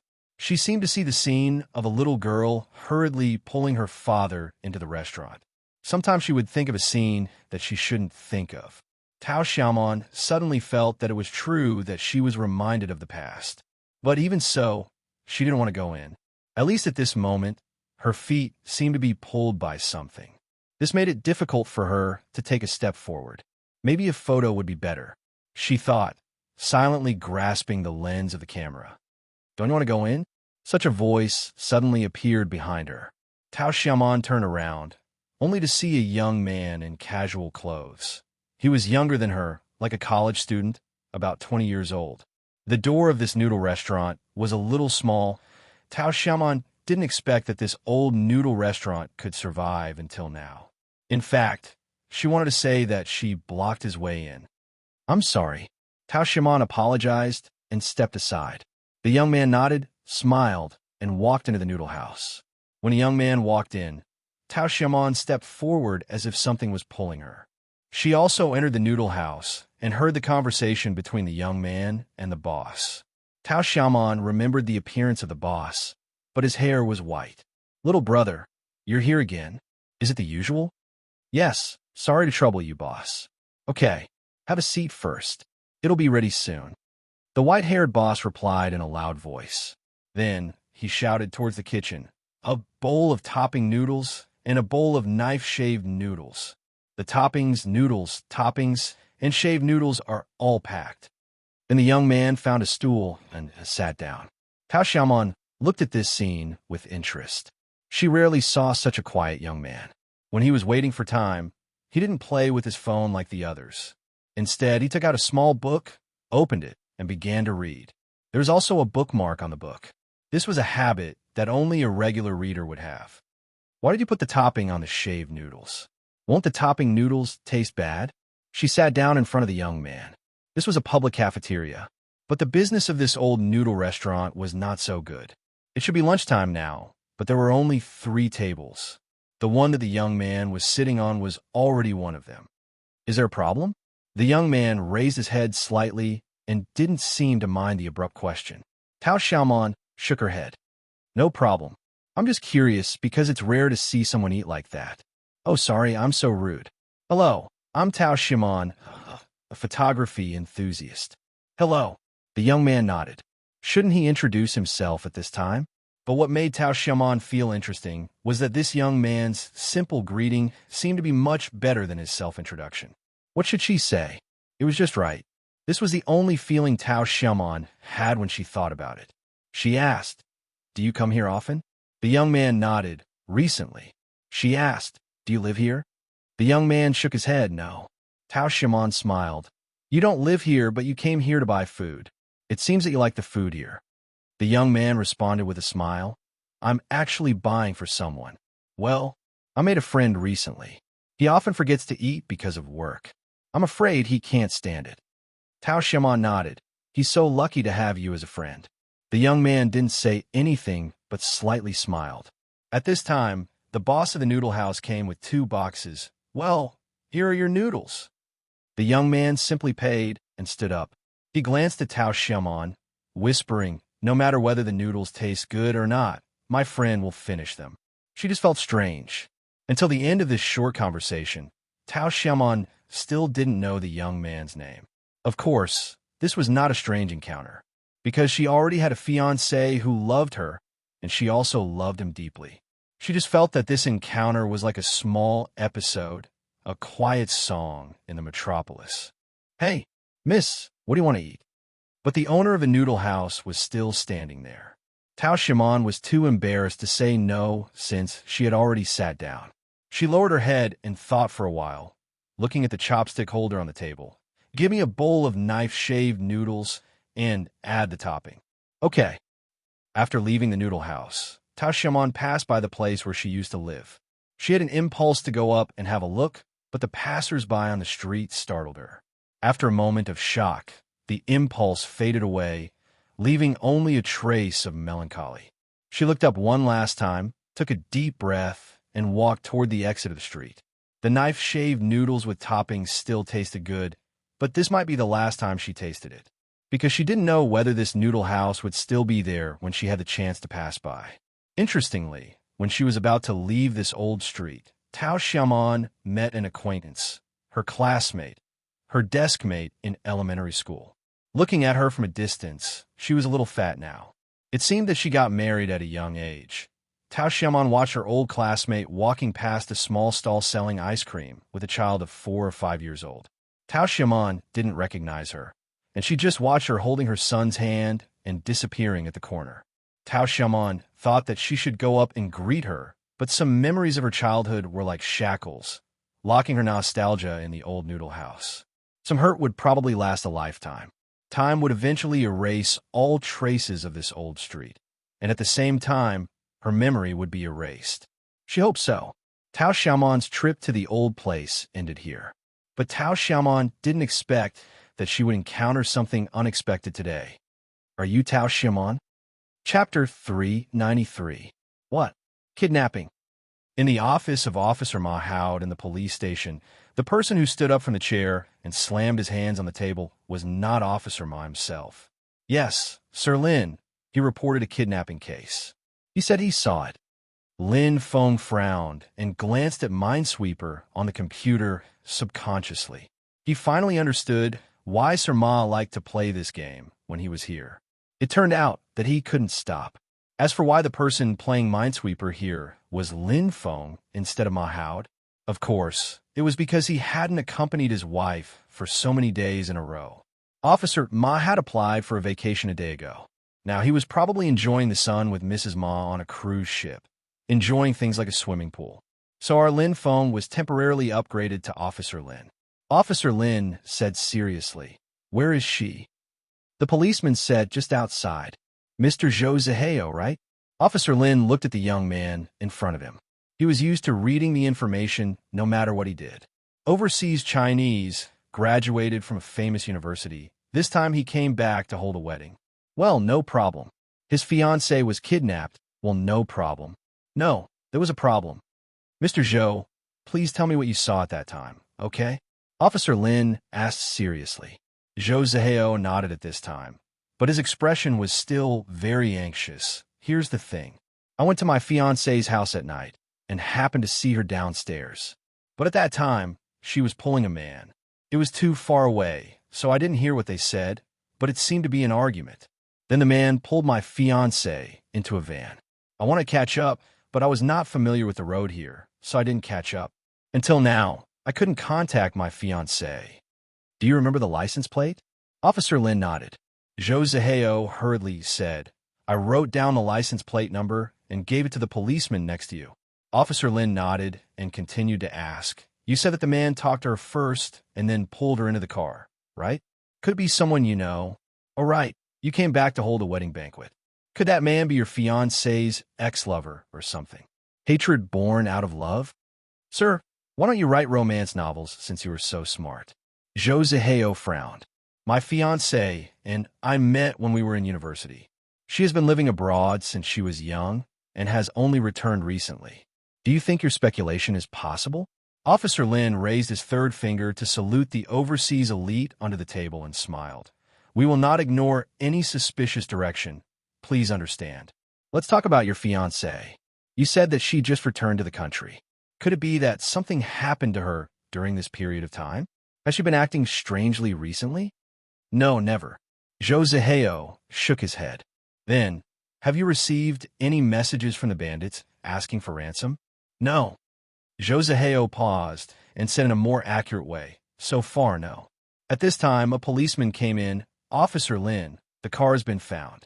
According to the clues provided by Mr. Zhou, we found the owner and verified his identity. The owner's name is Long Chong, nicknamed Chongzi. He has a lot of records and is now a contractor. This is Long Chong's photo." "Mr. Zhou, is this the man?" Officer Lin handed the information to Zhou Ziheo. Zhou Ziheo hurriedly said, "Yes. Officer, it's this man. He's the one who kidnapped my fiancée." Officer Lin patted the table and said in a deep voice, "What are you waiting for? Go to Long Chong's home now." The prison was in the suburbs. It would take at least more than an hour to drive from the nearest outer ring of the city. It was about 100 kilometers away. Changzi, who only wanted to finish Fatty Zhang's task as soon as possible, hurried out of the city. He wanted to catch up with the visiting time of the next day. Theoretically, the visiting of the prison was first come, first served. If he was late, he would have to wait for the whole afternoon. Obviously, this kind of waiting was very troublesome for Changzi. Originally, it was not a problem. Take this woman to the prison to see Fatty Zhang, then bring her back and finish it on the same day. No problem. Damn it. How do you work? How do you work? I asked you to fill up the gas. Where did you fill it? Foreman, I didn't know you were driving out of the city. You didn't tell me. How do I know there's no gas station here? Didn't I say I was going to the prison to see my boss? Changzi was stunned and rubbed his head hard. Really? Really shit. I forgot again. Changzi patted his head hard and then looked at both sides of the road. He had walked back and forth at least dozens of times, so he was very clear that there was not a single house for dozens of kilometers. What should we do now? The worker asked. How do I know? Changzi scratched his head and then opened the back of the van. He felt something was wrong. What? Shit, who made you do this? In the back seat of the van, Zhao Ru's hands and feet were tied with plastic tape and her mouth was glued with a piece of sealant. She was frightened with tears on her face. Well, Foreman, didn't you say this woman was too noisy and wanted to shut her up?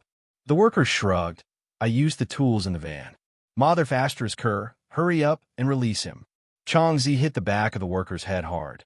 You make us look like bad guys. Then, Changzi approached Tao Xiaomon with a smile. Well, miss, we mean no harm. My brothers are just a little rude. Please don't mind. I'll untie it for you. It may be a little painful. Please bear with it. Changzi stretched out his hand to tear off the tape on Tao Xiaomon's face. Unexpectedly, his palm was bitten hard. Changzi shouted in pain and instinctively pushed her away. Shit, you bit me.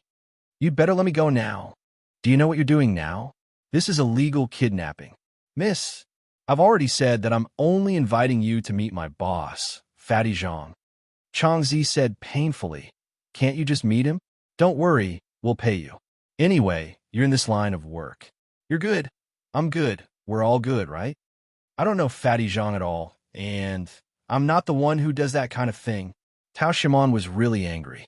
This man suddenly appeared with a few burly men and inexplicably asked her to sleep with him. This was simply inexplicable. Changzi said casually, It doesn't matter whether you know him or not, as long as my boss knows you. My boss wants to sleep with you. Can't you be quiet? The price is negotiable. Well, I know some ladies don't want to do this kind of business. But don't worry, you'll be satisfied with the pay. You just need to lie down in the couple's room and take off your pants. Then Changzi suddenly lowered his head and approached. Don't worry, my boss is actually a fast shooter, and it won't take long. But don't tell anyone that I said that. Okay, we're all out to make a living, so we'll see each other all the time. Who knows, maybe we'll bump into each other when we go to the spa one day. It hurts. Don't bite my ear. Don't ouch. Help. Kidnapping. Help. Kidnapping. Tao Xiaomon began to scream. Foreman, what should we do? I don't know. It hurts so much. Changzi kept rubbing his ear. It's bleeding. Was she born the year of the dog in her previous life? Stop screaming. Seal her mouth first. Stick to it. Stick to it. Help. Help. Woo, woo, woo, woo. Finally, it was quiet. Changzi sighed and walked to a tree beside the road.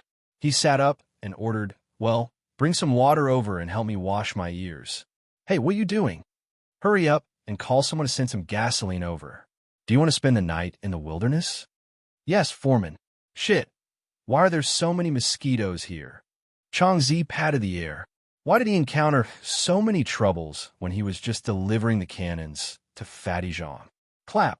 At this moment, the sound of a slap appeared beside Changzi. Changzi was stunned and asked subconsciously, What are you doing here? Killing mosquitoes for you, Foreman. I know, but do you need so many people to kill mosquitoes? Changzi slapped. 1, 2, 3, 4, why did you all come out? Foreman, there's no gasoline in the car, and the air conditioner can't be turned on. It's very hot in the car, so we came out to get some fresh air. Xiangzi rolled his eyes and said, "You all came down. Who's looking after that woman?" The worker shrugged. "She's tied up and can't run away." "Don't worry. But foreman, this woman doesn't look like she's here to work. Could we have made a mistake?" Xiangzi scratched his head, thinking of Tao Xiaoman's reaction along the way, and nodded subconsciously. "I think it's a bit strange. Oh, I can't remember what my boss said that day. No, I have to make it clear." Then, Xiangzi walked toward the van parked on the road. But he didn't see Tao Xiaoman. The plastic strap on the back seat had been worn off. Apparently, it was worn off by the edge of the metal toolbox at the back of the car. Chapter 394. "Boss, what are we going to do now?" One of the workers spoke with a Sichuan accent. "How would I know?" Xiangzi scratched his head and pointed with his finger. You, and you look around." The four big men started to look for the original path, but Xiangzi sat here alone. After all, he was a foreman. How could a person with status do such a disgraceful thing? *T, what a shitty place. I can't even find a convenience store. I'm so thirsty. Suddenly, he heard a sound. It should be the sound of the phone vibrating. Xiangzi looked around the car and found a phone under the seat. The caller ID was Ziheo. Did that woman throw this here? Long Chong scratched his head and casually picked it up. Xiaoman. Xiaoman, are you there? Xiaoman. Xiaoman. Wait, what's your name? I'm not Xiaoman. Long Chong picks his nose. Who are you? You? Who are you? The voice on the other end of the phone was very anxious. I tell you, you can have whatever you want, but don't hurt Xiaoman. Otherwise, I'll kill you. What are you talking about? Xiangzi gave a start. What do you mean by hurting her? She hurts me. Madhaf Kerr, I've seen blood. Oh, I know. You're a boyfriend, right? Yes, I'm her boyfriend. Ziheo said solemnly. If you have anything to say, just come at me. What's the point of bullying a woman? You're the bastard. Xiangzi snorted. I tell you, if you don't pay me for the medicine, I'll bite off your woman's ear. *T. Who didn't know me, Brother Chong of Gentle Wind Mountain, when I came out to mingle? Okay, you can have whatever you want, just say it. Don't be impulsive. Give me a price. Ziheo was frightened. Wait a minute. Xiangzi also remembered his phone at this moment. He covered Tao Xiaoman's phone and picked up his own. Hey, Woody Ozzy, I asked you to get some gasoline. Where are you? Foreman, Boss Wang wants us to get some cement. He's in a hurry. Can you wait? *CK. How long will that take? There's no other way. There's not enough cement at the construction site. It's not like you don't know that the construction team has been rushing us. All right, I'll think of something. That's it. Xiangzi frowned and closed his phone with a gloomy look. Then, he picked up another phone. Hello, are you still there? I'm here. You tell me. How about this? Xiangzi said casually, go get a gasoline barrel, fill it up and send it to me. The location is, the road to Chaoyan Prison on the Outer Ring Road. It's on the way. You can see me on the way. All right, I got it. When will it be delivered? Ziheo hurriedly asked. While looking at the van's rearview mirror, Xiangzi plucked his nose hairs and said, Do you still need to ask? Of course it had to be delivered right away. I don't want to continue staying in this damn place. I'm telling you, if you don't deliver it before dark, I'll teach you a lesson. I'll teach your woman a lesson. All right, before the sky turns dark then. But you said full. How much is it? What? Just fill it up. How much is there? Are you an idiot? But I'm asking you how much money you just said. The medical fee. I'll forget about it if you don't mention it. Xiangzi rubbed his ears and shook his head. Forget it. Just 1,000 or 100. Then, is it 1,000 or 100? How much is 100? Well, 800 good. Xiangzi didn't want to continue nagging. That's it. You sent it over. Hurry up. I can wait, but my brothers can't wait. Beep. After hanging up the phone, Long Chong touched his ears and muttered, 800 for medical fee. Isn't it a bit too little? Oh, I don't care. I'll take a nap. Ziheo grasped the phone tightly and rushed to Officer Lin's office. Mr. Zhou, our men are arriving at Long Chong's house. We'll inform you as soon as we get the news. Calm down. Not this. Officer Lin, I just got the phone number of the kidnappers. Tell me about it. Officer Lin suddenly became serious. Zhou Zihao nodded and said seriously, Officer, they said they are on the way to Chao Yun prison. We'll see them on the way. Also, the ransom they asked for is 8 million, but it's strange. They said it should be packed in a gasoline barrel. A highway deal? 8 million? Officer Lin was stunned. What do these kidnappers want? Do they want to drive away immediately after getting the money? But isn't it too stupid to take a highway? Officer, it's not the time to think about whether they're stupid or not, but the safety of my fiancé, okay? Zhou Zihao said in a low voice. The kidnapper said that he would bite off my fiancé's ear if we don't pay. Bite? Lin Feng nodded. Well, it seems that these guys have potential violent tendencies. By the way, Mr. Zhou, do they know you called the police? I don't think so. Zhou Zihao tried hard to recall. He didn't ask, so I didn't tell him. Mr. Zhou, did the kidnapper ask you to deliver the ransom in person? I think so. He asked me to deliver it directly. Zhou Zihao nodded. Officer Lin walked back and forth in the office. Don't worry. Since the bandit leader made such a request so blatantly, he must be fully prepared. We need to think about it carefully. Zhou Zihao frowned. I don't care what you say. I'm going to the bank now. Mr. Zhou, we don't want this kind of behavior. It will only promote the crime. We can't condone these kidnappers. That's your business. But I only have one fiancé. I can earn back the money, but my lover is gone. Can you accompany me? Zhou Zihao glared at Lin Feng. He didn't care what Lin Feng said and turned around to make a phone call. Hello, is that Steven? Do me a favor. 8 million in cash. Yes, I need it now. Finally, old Feng stopped. It wasn't because he needed to drink a mouthful of water, but because he stopped and slowly let out a sigh of relief. There was a satisfied smile on the old man's face. Is it finished? Luochio's voice came from behind old Feng. Old Feng had been used to the company of Luochio. Luochio never got tired of listening to Luochio's stories. Luochio never asked too many questions. He was satisfied to listen to Luochio's story. As for old Feng, this kind of confession didn't delay his work. Instead, it made his work less boring. It was as if he had the company of his boss, and his hands and feet were naturally nimble. What made old Feng feel strange was that he was never this agile when he was young. It's not officially finished yet. Old Feng smiled. There are still many details to be cleaned up and some adjustments to be made. That's a lot of work. It's not easy to finish it in such a short time. Luochio bent down slightly, looking at the coat hanging on the page, and suddenly said, Sir, can I touch it? Old Feng gave a start and said, It's okay. Feel free to touch it. Every stitch and thread here was embroidered with drops of time, condensing all the love a father had for his daughter. Every thread, every stitch, the pattern they weaved together contained a magnificence that no one could see. Luochio's fingers slowly moved over the threads. He closed his eyes. The thing he touched was so full. Sir, this is one of the few treasures I've seen. Luochio took back his fingers reluctantly. Old Feng smiled.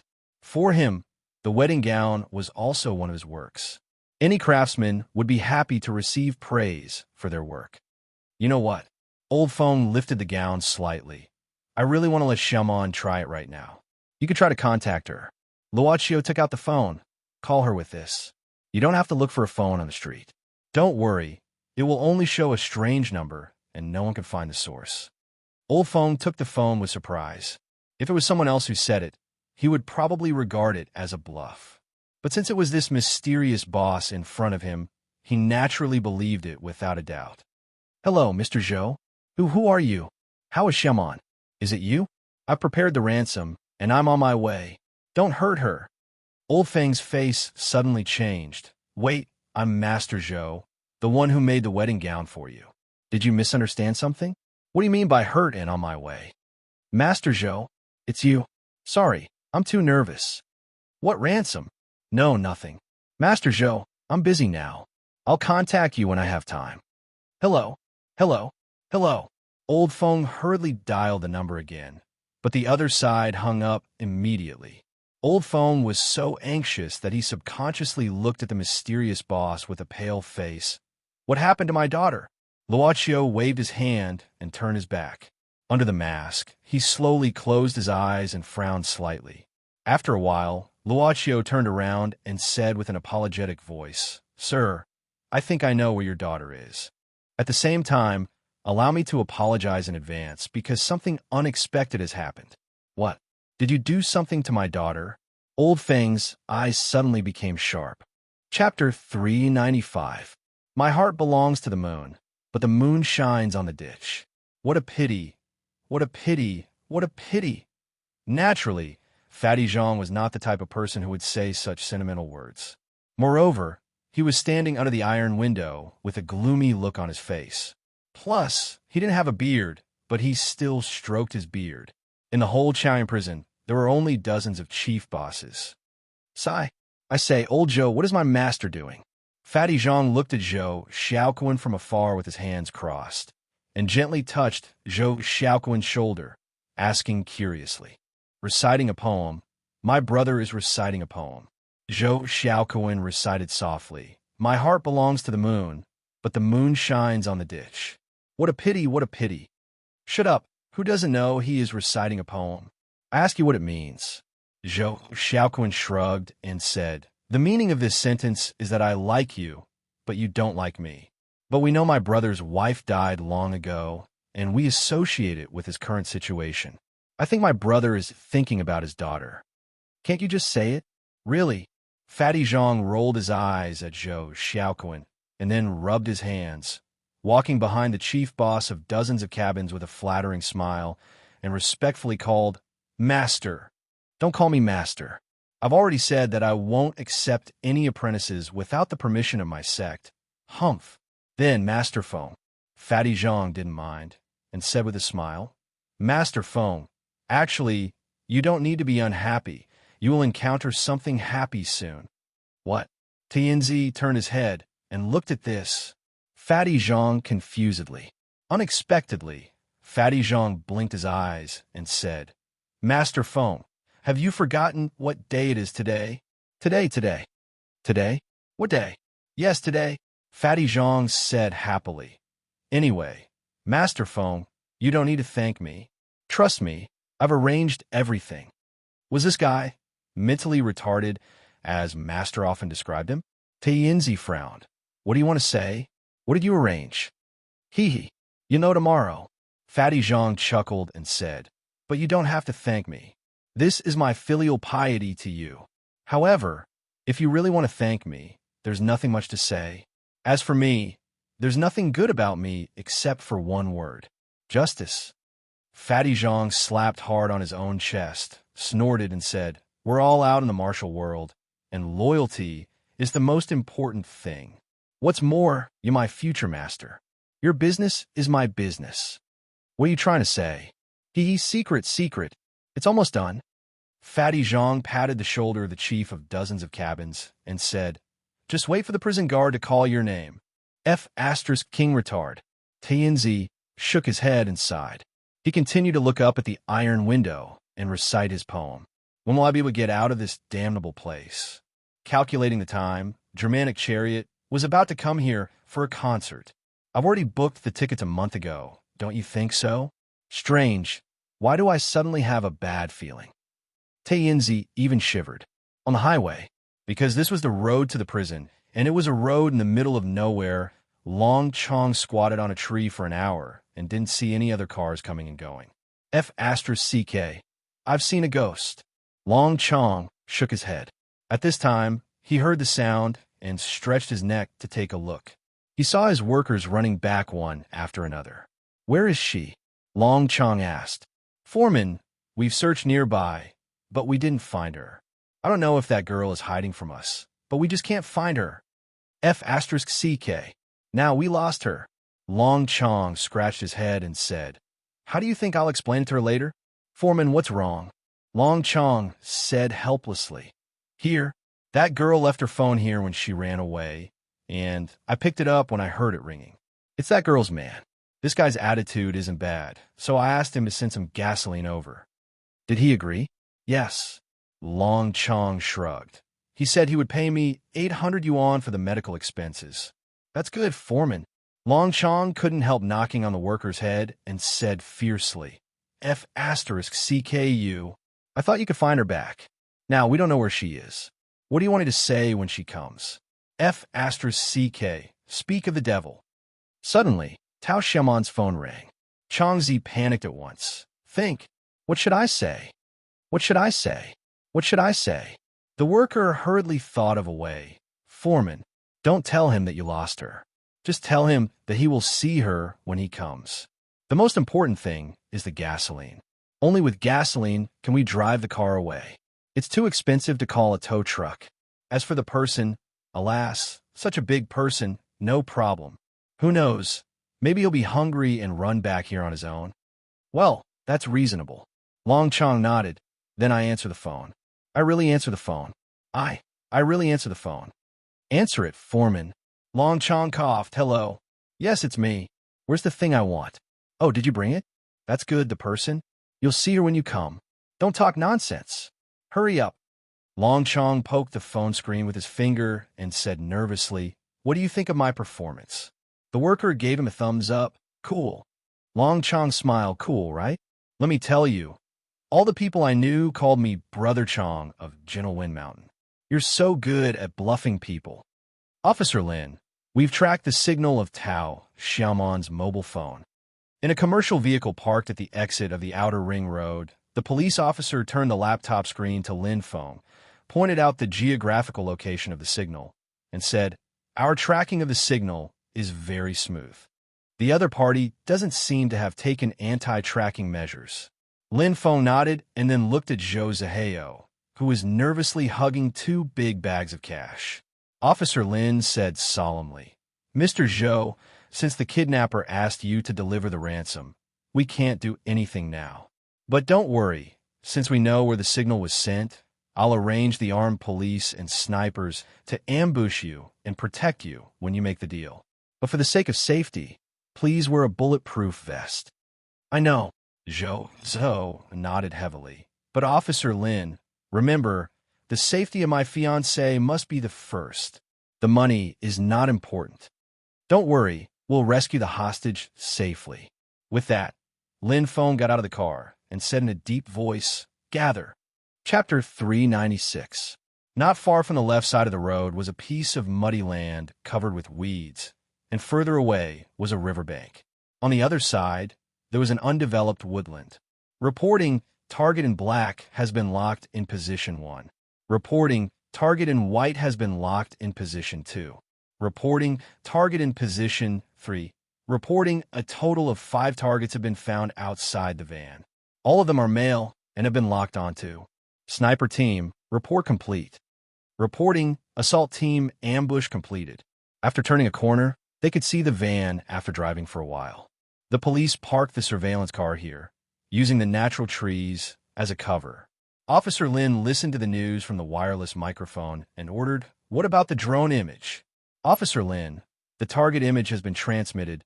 Please look. So far, 5 men have been found, empty hands.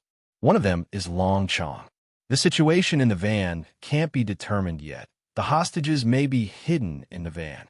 Lin Feng nodded and tapped his finger on the screen. All units, be on alert. The criminal may have hidden weapons in the car. Now prepare to carry out the rescue operation. Listen to my order. Remember, the first goal of this operation is to rescue the hostages, and the second is to catch the criminals alive. Try to injure them, but don't kill them unless absolutely necessary. Don't worry, Officer Lin. We are equipped with low-speed rubber bullets. After a series of orders, Officer Lin took a deep breath and put on his bulletproof vest. Then he and another policeman hid in Zhou Zihao's car. This kind of SUV had enough space, so Officer Lin and the other policeman hid in the back seat. Lin Feng said in a low voice, Mr. Zhou, if you see the criminals take out weapons or have any aggressive behavior, lie down immediately. I understand.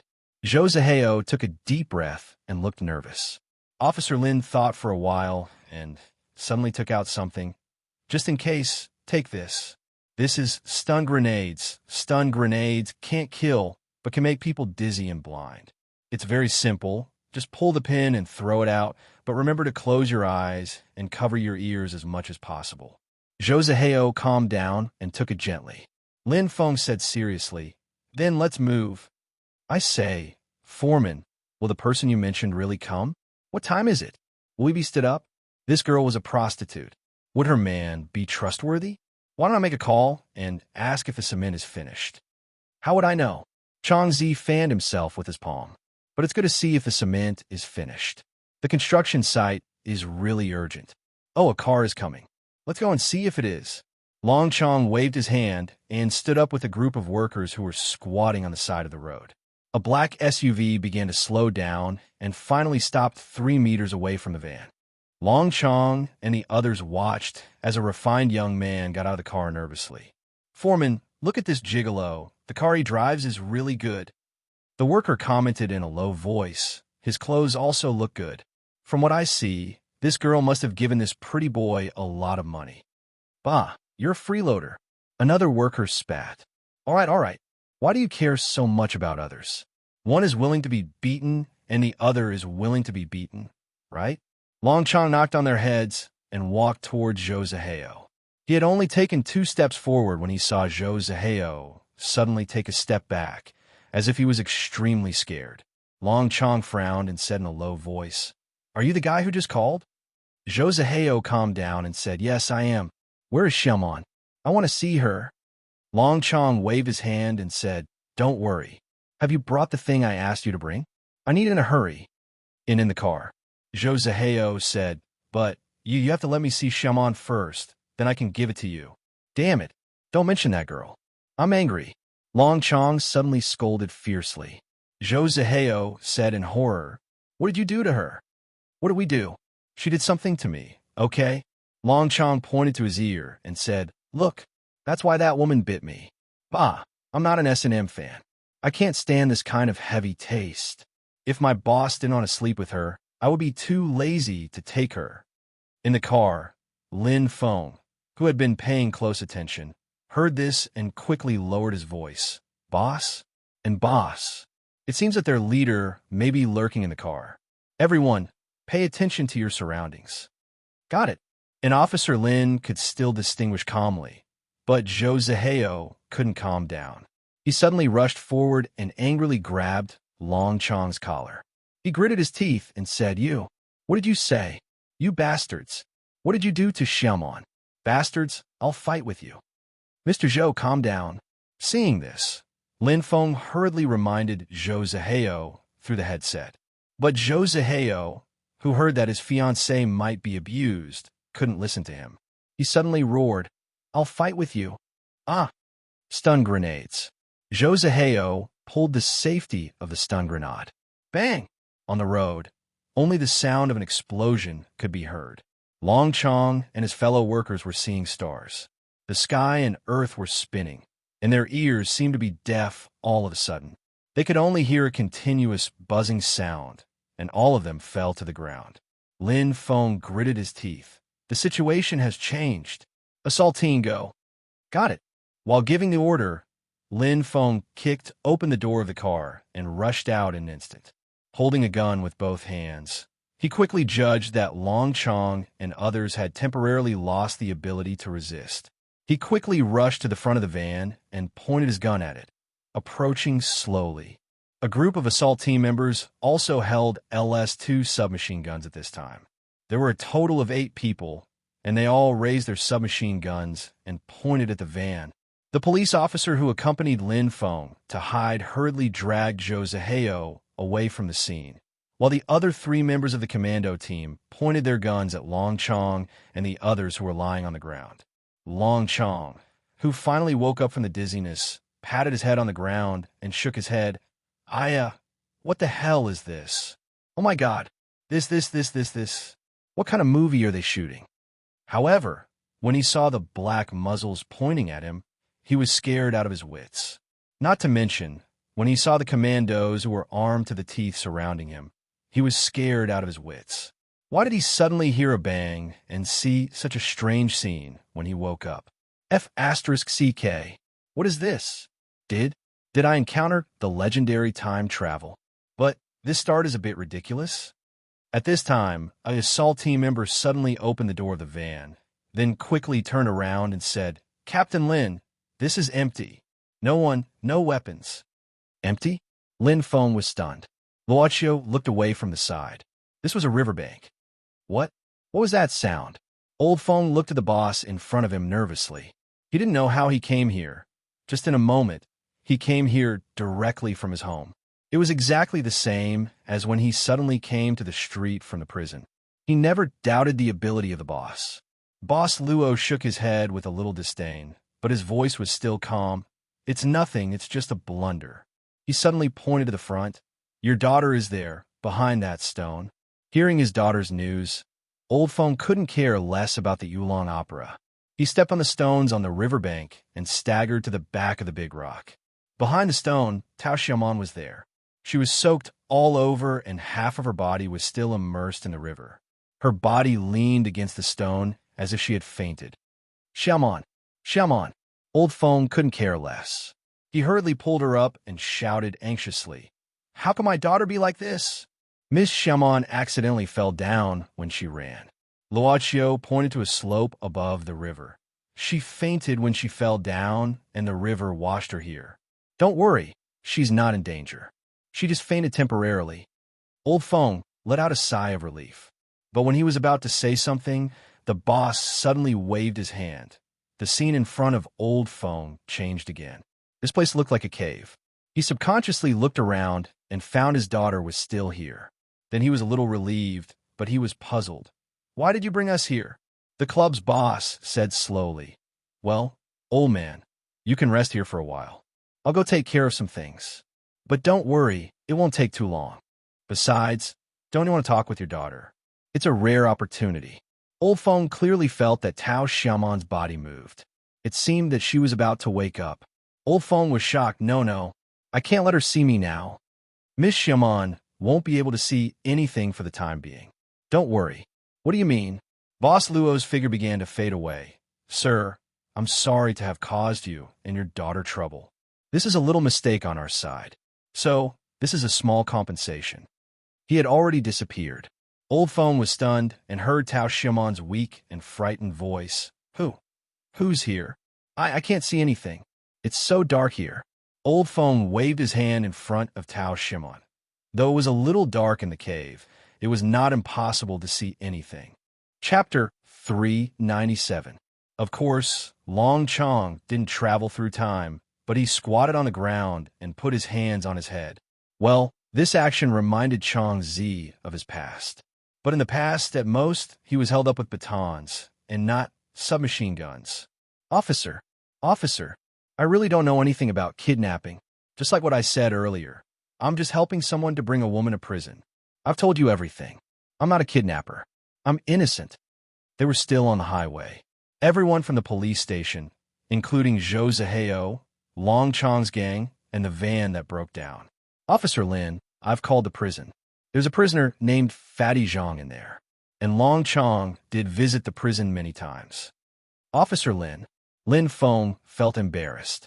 According to Long Chong's words, this might not be a vicious kidnapping case. Could it be that he had made a mistake? If it was really a mistake, Lin Feng imagined that Officer Ma would come back from his vacation and heavily slap the folder in front of him like the immovable wisdom king and scold him. "Are you retarded?" Lin Feng suddenly quivered. "Not a kidnapping? Then why did you take her to the car? Are you going to tell me or not?" Lin Feng frowned and slapped Long Chong's head. "Well, I thought this girl pretended to be virtuous and wanted a high price." Long Chong told the truth. "Officer, you don't know that many girls are like this. They say they don't want it at the beginning, but they still take off their pants at the end. I'm in a hurry to visit her, so I don't have time to talk to her." Lin Feng snorted. "You'd better tell the truth. Don't talk nonsense with me here." "Officer, I'm innocent," Long Chong said with a bitter face. "You said it's a kidnapping. How can I be so stupid to ask for ransom in such a place? If I kidnap her, I don't need to come to such a desolate place. I heard with my own ears that you wanted $8 million as ransom. 8 million yuan. Do you still want to deny it?" Long Chong was stunned. "What 8 million yuan? I'm talking about 800, okay? 800? Lin Feng was stunned. He gestured with his thumb and index finger. 800? 800. Sir, that woman bit my ear. I want 800 yuan for the medical fee. It's not much. Look at my ear. Long Chong cried. Sir, I'm innocent. If you don't believe me, you can ask Fatty Zhang. It was really him who asked me to take her to prison. Officer Lin, what should we do now? A team member walked over and asked. Lin Feng looked at the sky and suddenly asked, What's the situation with Zhou Zihao? He woke up and is resting in the car now. The team member continued. If what Long Chong said is true, Tao Xiaomon might be hiding nearby. Shall we send a search team over? Yes, call him. Lin Feng nodded. We're not far from Chao Yun prison. Take some people with you to find Fatty Zhang and ask him what's going on. No. Tell the prison to bring Fatty Zhang here directly. I want to see him face to face with Long Chong, so we don't have to run back and forth. It's so troublesome. Yes, sir. Is there anyone here? Where's this place? Tao Xiaomon shrank her body and said in a trembling voice. Her clothes were all wet, and her face was pale because of the coldness in the cave. You can wear this coat first. Old Feng sighed and took off his coat. He lowered his voice and said, Don't come over. Who are you? Where is this place? Tao Xiaomon said in a panic and got up. But the moment she stood up, she felt a sharp pain in her ankle and fell to the ground. Seeing this, Old Feng hurriedly helped her up. You must have sprained your ankle. Don't move. Old Feng said in a low voice, Don't be afraid. I'm not a bad guy. I live nearby. When I was fishing by the river, I saw you fell on the riverbank and fainted, so I pulled you up. Tao Xiaomon tried her best to recall that she accidentally slipped down a slope. It seemed that she did fall into the water. Did you really save me? But she was still not sure if it was the person in front of her. She could not see anything, only hear sounds. Don't worry, I'm not a bad guy. Old Feng sighed. I'm just an old man with nothing to do. If you don't believe me, you can touch my hand and see. He gently grabbed Tao Xiaomon's hand. You can touch my hand or my face. I'm not as strong as you. This was a hand full of wrinkles. It was a bit withered and the skin wrapped around the bones. As for that face, it was even rougher and had prickly roots. Put on your coat first. Don't catch a cold. Old Feng whispered to Tao Xiaomon. I'll make a fire for you to warm up. Thank you, Grandpa. Tao Xiaomon nodded. Her mind told her that she shouldn't believe him so easily. She wasn't even sure if the other party was really just an old man like she had said. There were many ways to disguise, but she didn't know why. But when she touched the hand of the person who spoke, she unexpectedly felt a familiar feeling. A kind of stable feeling, as if she had suddenly settled down, began to spread in her heart. She was still a little cold, but she didn't know why she felt warm in her heart. She even had a strange feeling. It was a wonderful feeling of closeness. It's okay. Old Feng looked around and didn't find anything that could be used to make a fire. He didn't smoke, so he didn't have the habit of carrying a lighter. But when Old Feng walked out of the cave, he saw a pile of dried twigs and dry leaves beside them. There was also a lighter. It seemed that he had prepared it for a long time. Old Feng looked around strangely. Maybe the boss had prepared it for a long time. Old Feng didn't think that it was troublesome for the boss to send him and Tao Xiaomon back, but he and Tao Xiaomon were left in this place. Old Feng didn't know what the boss was going to do. He had mixed feelings at this moment, but it was really difficult for him to take Tao Xiaomon, who was temporarily blind, to find the direction to leave this place. It was completely dark and there was no one around. Tao Xiaomon sprained her ankle and couldn't move freely. It would be more dangerous to move in this place at night. The firewood made a crackling sound, and the heat spread to Tao Xiaomon's feet. She subconsciously asked, Grandpa, have you made a fire? Why is it still so dark? Miss, the fire's really burning. You can come closer if you don't believe me. But why can't I see anything? Old Feng thought for a while and remembered the boss's words.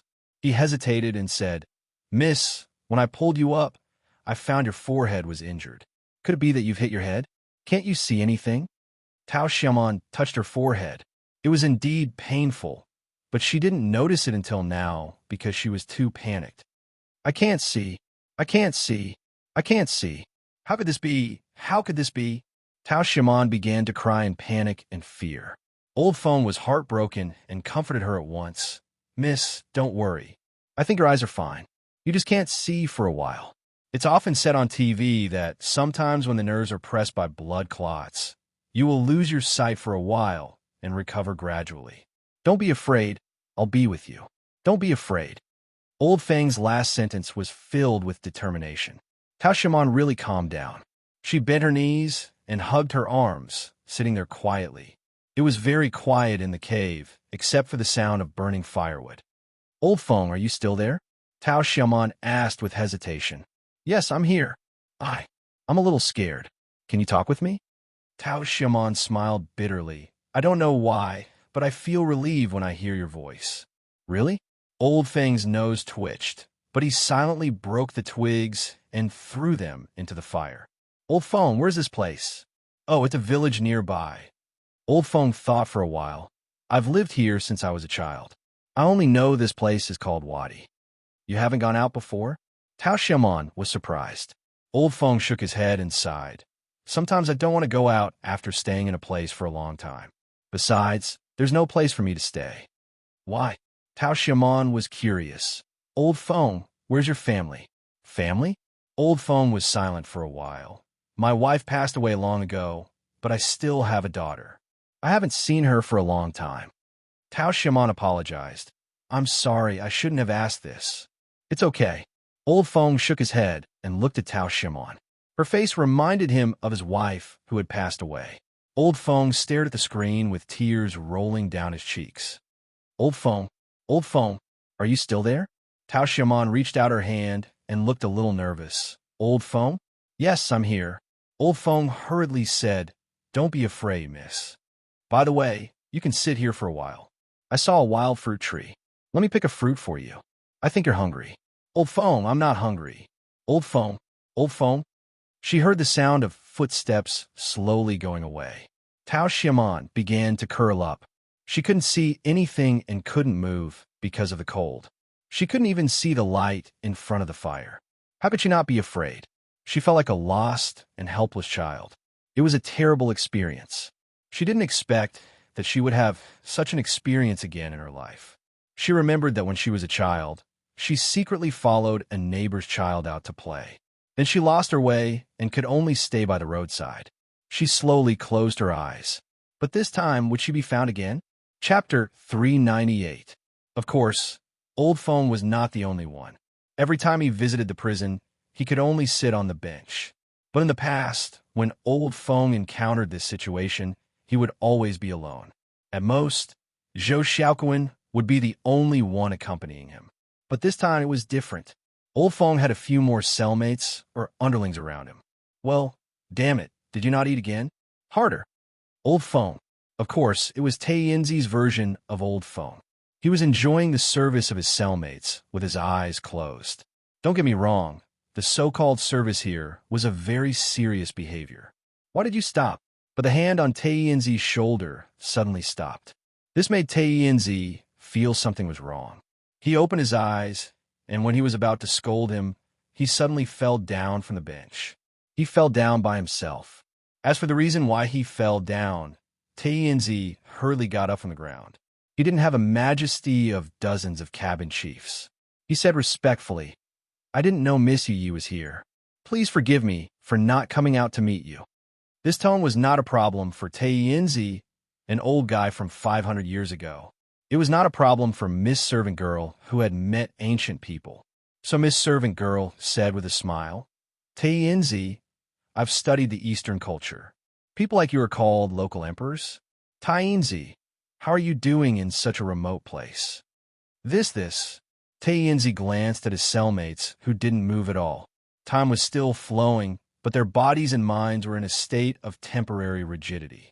Taiyinzi's forehead was full of cold sweat. He explained, Yi, don't get me wrong. Don't be fooled by the actions of these flirtatious bitches. They're the ones who are sticking to me.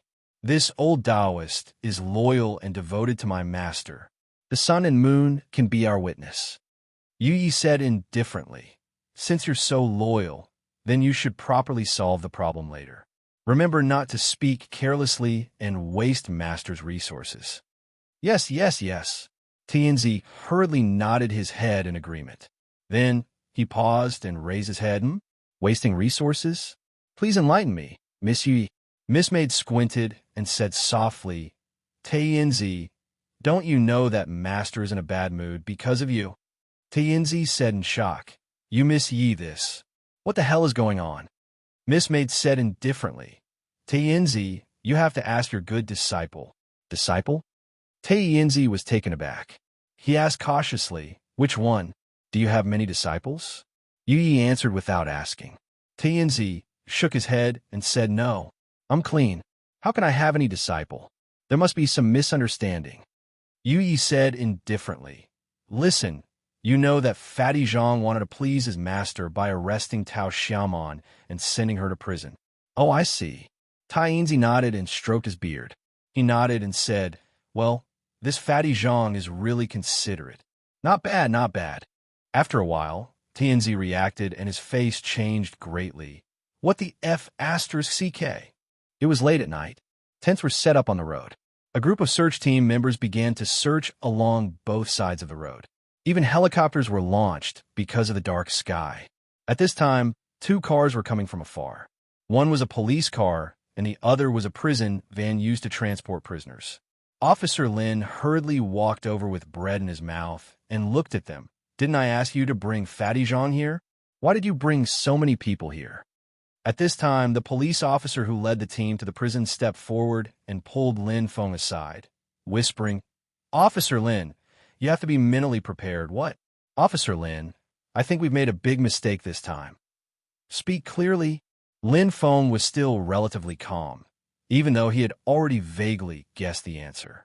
The policeman sighed and said, That's Fatty Zhang. The old man next to him is Feng Guichan, and the prisoner with glasses is Zhou Xiaoquan. The one next to him is Zhou Xiaoping, Zhou Xiaoquan's younger brother. Officer Lin, listen to me, it's like this. Officer Lin Feng couldn't move his mouth while chewing bread. When the policeman told him the whole story, Lin Feng still didn't understand and asked, Just to be apprenticed? Yes, just to be apprenticed. Officer Lin, what's wrong with you? Officer Lin, don't scare me. The policeman hurriedly supported Lin Feng, but Officer Lin's legs seemed to be soft all of a sudden, and he seemed to be drunk. Wait, you said Xiaomon is the old man's daughter? Unexpectedly, Zhou Ziheo's voice suddenly came from behind. It turned out that he had heard the conversation between Lin Feng and his subordinates. How is it possible? Xiaomon's father is not. No, Xiaomon is indeed adopted. The policeman shrugged. Mr. Zhou, I've checked the household registration information. Feng Guichan did have a daughter named Feng Xiaomon before he was imprisoned. Her age is exactly the same as your fiancé. As for the specific evidence, we still need to investigate the information of that welfare organization. But to make it simple, you can ask Tao Xiaomon's current parents. This is the fastest way. Zhou Ziheo was silent for a moment and shook his head. No, it's probably true. He couldn't help but think of Tao Xiaomon. She didn't mention anything about her past. As for the 2 elders of the Tao family, they didn't mention much. It seemed to be a taboo, but there was one thing that Zhou Ziheo didn't understand. He took a deep breath and frowned, walking to the prisoners who were escorted by the prison guards. He looked at this Feng Guichan up and down. Obviously, this Feng Guichan was also looking at him. But Zhou Ziheo felt that this Feng Guichan didn't know him at all. Zhou Ziheo called out tentatively, Master, Zhou, what did you say? You don't know me? Zhou Ziheo whispered again. Why should I know you? Zhou Ziheo frowned and politely asked the prison guard next to him. Brother, may I ask if this old man has been in prison all this time and has never come out? The prison guard saw that Zhou Ziheo and Captain Lin were in cahoots and didn't know his background. He thought that he was also a police officer, so he casually said, This old Feng is a murderer. He's been locked up for more than 10 years. He definitely can't get out. Murderer? Zhou Ziheo's face changed slightly. Until now, he understood why Xiaomon didn't mention it. Zhou Ziheo was silent for a while and took a deep breath. He looked at old Feng again and hesitated. Sir, I've seen an old tailor surnamed Zhou outside. Do you know him? What old tailor surnamed Zhou? Oh, I remember. Old Feng patted his head, and pretended to be serious. That's my younger brother. Younger brother? I have a twin brother. Old Fong seemed to have opened his mind. When I was young, my family was poor and couldn't afford to raise 2 kids, so I sent one to another family. I didn't recognize him until he grew up. So that's the case. No wonder, no wonder. Zhou Zihao nodded. No wonder old Zhou was so weird. No wonder he always looked at Zhou Zihao strangely and didn't let Zhou Zihao reveal his identity. He even wore a mask when he went to Zhou Zihao's house. He didn't want Xiaomon to recognize him. It turned out that he was Xiaomon's uncle. Zhou Zihao sighed and didn't continue to ask. He looked at the old man who was detained by the prison guard from a distance. This was Xiaomon's father, which was a little strange for Zhou Zihao. Well, Mr. Zhou, are you okay? Lin Feng came over. Zhou Zihao shook his head and sighed. Officer Lin, the most important thing now is to find my fiancée. Let's talk about other things later. Don't worry, I've sent more people to find Miss Tao. Zhou Zihao could only nod. At this time, there was a commotion in the prison van. Ouch! Boss, don't hit me, don't hit me. It hurts. MLGB. Fatty Zhang grabbed Chang Zi's other ear, which wasn't bitten. He was so angry that his face was trembling. He scolded, I asked you to find someone. That's what I asked you to do. What the F***ck did you do? Kidnapping? I really want to stab you idiot to death now. I will beat you to death, you idiot. You have a bad memory. You can't remember it. Seeing Fatty Zhang clenching his fist and hammering Chang Zi's shoulder, Lin Feng, who had already come over, frowned and shouted in a deep voice. Are you done? Don't you think it's big enough? All of you stop. Well, officer, I just want to teach this brat a lesson. Otherwise, I will feel uncomfortable all over. Fatty Zhang hurriedly said. Officer, we are causing trouble for everyone. Lin Feng snorted coldly and said, The biggest trouble is you. Okay, don't play tricks here. Even if it's not a kidnapping, it's an illegal kidnapping. None of you can escape from the punishment. Yes, sir, you are right. We'll do as you say. At this time, the prison guard said, Captain Lin, this prisoner has been out for a long time. You see, he didn't go through all the procedures. What do you think? Okay, I see. Lin Feng nodded. Send him back to the prison first. I'll send someone to accompany you for safety. Thank you, Captain Lin. On the hill beside the road, a figure flashed, and Miss Servant Girl of the club appeared here. The servant girl took 2 steps forward and came to the master's side. As for Luo Qiu, he had been standing here earlier, watching the lights on the road below. Yi looked up at the helicopter hovering nearby, whispering, Master, Tao Xiaomon will hear the sound sooner or later. Luo Qiu nodded and suddenly said, We've waited for more than 10 years. Give the old man and his daughter more time. The club's boss waved his hand at the area in front of him. Chapter 399. My luck is not bad. I dug up a few wild sweet potatoes. Old Feng said happily, but I tasted the fruit. It's too sour. Tao Xiaomon slowly raised her head and looked at Old Feng. Hearing the old man's voice, her nervousness eased a little. She even smiled subconsciously. I haven't eaten roasted sweet potatoes in a long time. Old Feng hesitated and asked, Miss, can you see now? Tao Xiaomon smiled and shook her head. Yes, I can see a little bit now, but it's still very blurry like a short-sighted person. Old Feng let out a sigh of relief. He sat down and buried the sweet potatoes in the fire. No wonder you look better, he said softly. Tao Xiaomon stretched out her hands to warm her body and nodded. I didn't know that a little bit of light is so important. Old Feng didn't say anything.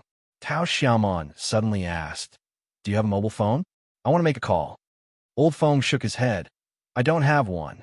You're going to call your family, right? Tao Xiaomon nodded and sighed. My fiancée must be worried about me. Old Feng said, It's foggy in the forest, and it's not safe to walk now. When the sun comes out tomorrow, I'll take you out. That's the only way. Tao Xiaomon nodded and apologized. I'm sorry. If it weren't for me, you wouldn't have to stay here for the whole night. Old Feng shook his head. It's okay. I'm alone, and I can talk to someone. He looked at Tao Xiaomon and lowered his voice. That's good. Thinking of what the old man said, Tao Xiaomon thought that he was a lonely old man and felt pity for him. Sir, why do you want to meet your daughter? Did she leave you behind? I left her behind. Old Feng shook his head. I'm sorry. Well, Tao Xiaomon hesitated and said softly, Sir, there's no overnight hatred between father and daughter. Maybe you should talk to her. Suddenly, there was a clapping sound. Old Feng broke a branch that he was going to throw into the firewood. He said, Is there really no resentment from last night? Tao Xiaomon sighed and smiled bitterly. Maybe I'm the least qualified person to say that. I haven't seen my father in a long time. Why don't you see him? Old Feng raised his voice. Tao Xiaomon was silent. She hugged her legs and rested her chin on her knees. She stared at the bonfire in front of her. Old Feng sighed. Sorry, I asked too much. No, nothing. Tao Xiaomon shook her head. She had been wanting to confide in him all this time, but she couldn't find anyone to talk to. She didn't recognize the old man in front of her. Perhaps it was just a meeting of fate, a stranger, a person who didn't know about her past, and who perhaps wouldn't interact with her in the future. A stranger who is very suitable to talk to in her life. Senior, she raised her head and said bitterly, I am actually the daughter of a murderer. Old Feng's hand trembled, slowing down his action of putting down the branch. He could only slow down his breath at this moment. That was because there was a moment when he found it hard to catch his breath. Will you look down on me? Tao Xiaomon saw the old man suddenly become silent. She seemed to be nervous. No. Old Feng shook his head. Of course not. I only look down on myself. Senior, it's nothing. Old Feng took a deep breath. Others are others, and I am myself. I'm not qualified to judge others. Tao Xiaomon smiled faintly. Senior, if everyone could be as open-minded as you, there would be a lot of things in the world. Old Feng frowned. Do you care about others' opinions? Tao Xiaomon shook her head and said slowly after a while, I don't know, I really don't know. I forgot a lot of things when I was young, but there are always some things that I can't forget. They're like a clock, always reminding me when I'm not paying attention. I'm scared. Scared? Tao Xiaomon raised her head, trying to hold back her tears. I remember that my father was just arrested. They should be the family members of the victims. Maybe they were really angry, or maybe they just wanted to find a place to vent their anger. Tao Xiaomon shook her head, smiling bitterly. Can you imagine that feeling? Every day, I was accused of being the murderer's daughter, with dirty blood on my body. No matter the students or the neighbors, they all kept a respectful distance from me. Indifferent, cold. How could they treat you like this? You're still so young. They.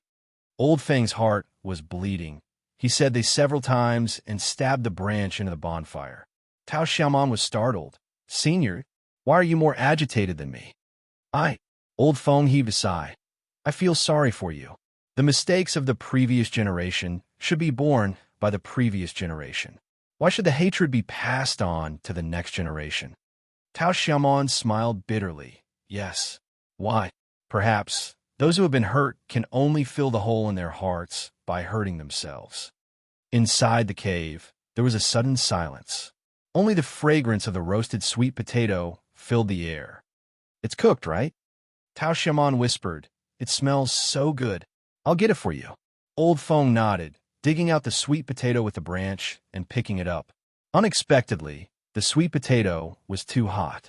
Old Feng screamed in pain, and the sweet potato fell from his hand. Senior, are you okay? Tao Xiaomon held Old Feng's fingers and blew gently. Why didn't you pick it up later? I was too impatient. Old Feng shook his head with a wry smile. Tao Xiaomon suddenly burst into laughter. She extended her sleeve and covered her palm. Then, she carefully lifted the sweet potato and blew on it to cool it down. She recalled, I remember when I was young, my father was always like you. He could always scald his hand with a sweet potato. He couldn't change this bad habit. You still remember? What? Tao Xiaomon didn't hear him clearly. Old Feng said gently, Nothing. Eat it while it's hot. Come on, let me break it. Tao Xiaomon smiled and put it in front of Old Feng. Just like that, the two of them ate the simple roasted sweet potato and didn't say anything else. Old Feng didn't know how Tao Xiaomon tasted it, but he knew it was the most delicious meal he had in the past 10 years. They could chat, have a meal, talk, laugh, and see each other. This was the meal he had been looking forward to for more than 10 years. Tao Xiaomon had already laid down. She had suffered many things in one day and was probably extremely tired. Her breathing gradually calmed down. Old Feng carefully looked after the pile of firewood in case it suddenly went out. However, he still had some questions that he wanted to ask personally. So he said, Miss. Yes, I'm listening. Tao Xiaomon yawned. What's up? Old Feng hesitated. Miss, don't you want to see your father? Maybe. He misses you very much. I don't know. She seemed to be sleepy. I'm afraid. I don't know how to face him. I'm afraid, Auntie. Old Feng turned his head and saw that she had fallen asleep. He sighed, Xiaomon, I'm sorry. Old Feng broke a small piece of twig and threw it to the fire. It was already midnight. Only the sound of his daughter's breathing and the wind in the mountain accompanied him.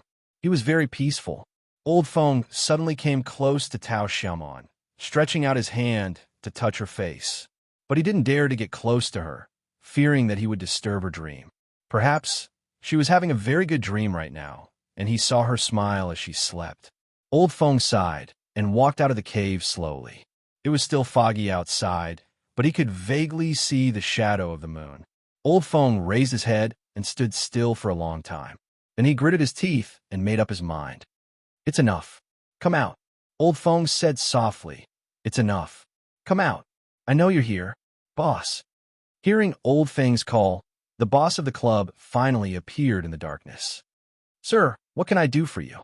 Luochio asked softly. Old Feng looked at him and said after a while, Thank you for arranging this meeting. It's enough. Don't mention it. I'll give you some compensation. Luochio looked at the time.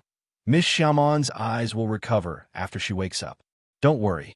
Old Feng nodded and wanted to say something, but he didn't. Finally, he opened his mouth and said softly, Send me back. Send me back to prison. Customer. Luochio said indifferently. According to your transaction, it's not the appointed time yet. However, the transaction has already started. Even if you stop now, you won't be able to get your transaction fee back. But if you don't stop now, I can make everything go back to the original state and you can go back to finish your wedding dress. Old Feng shook his head. It doesn't matter. He looked back at the cave and said reluctantly, 5 years of my life in exchange for this dinner. This conversation is already very worth it. Besides, I've been on the lookout for such a long time. I've already profited. Old Feng sighed and said bitterly, I was too stubborn. I just thought about my own wish, but I didn't think about Xiaomon's feelings. Why should I continue to make her happy life a mess? I shouldn't appear in her life again. So, Old Feng walked to Luochio, send me back. I understand. Then, as you wish. When Tao Xiaomon woke up, she felt a little cold. She opened her eyes, and everything in front of her became incomparably clear. She could see everything clearly again. But she didn't see the old man who accompanied her for the whole night. The firewood was extinguished and the old man was gone. Only the coat on her was left here. Tao Xiaomon was stunned. She vaguely heard some voices outside.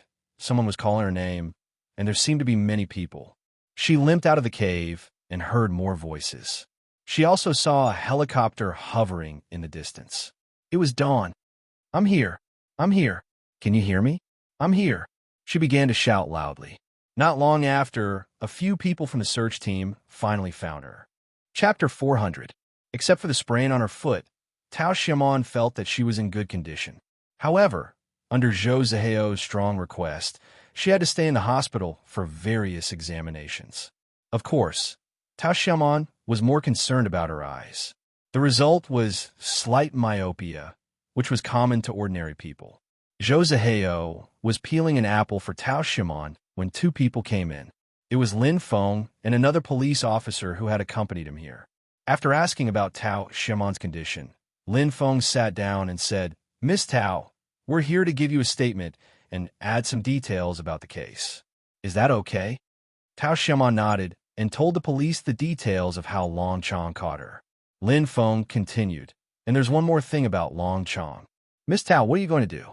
Sue him or compromise? After all, the cause of this matter, strictly speaking, I'm afraid it's a family matter. My family affair? Tao Xiaomon was confused. Sir, How can it be my family affair? Officer Lin opened his mouth and looked at Zhou Zihao with doubt.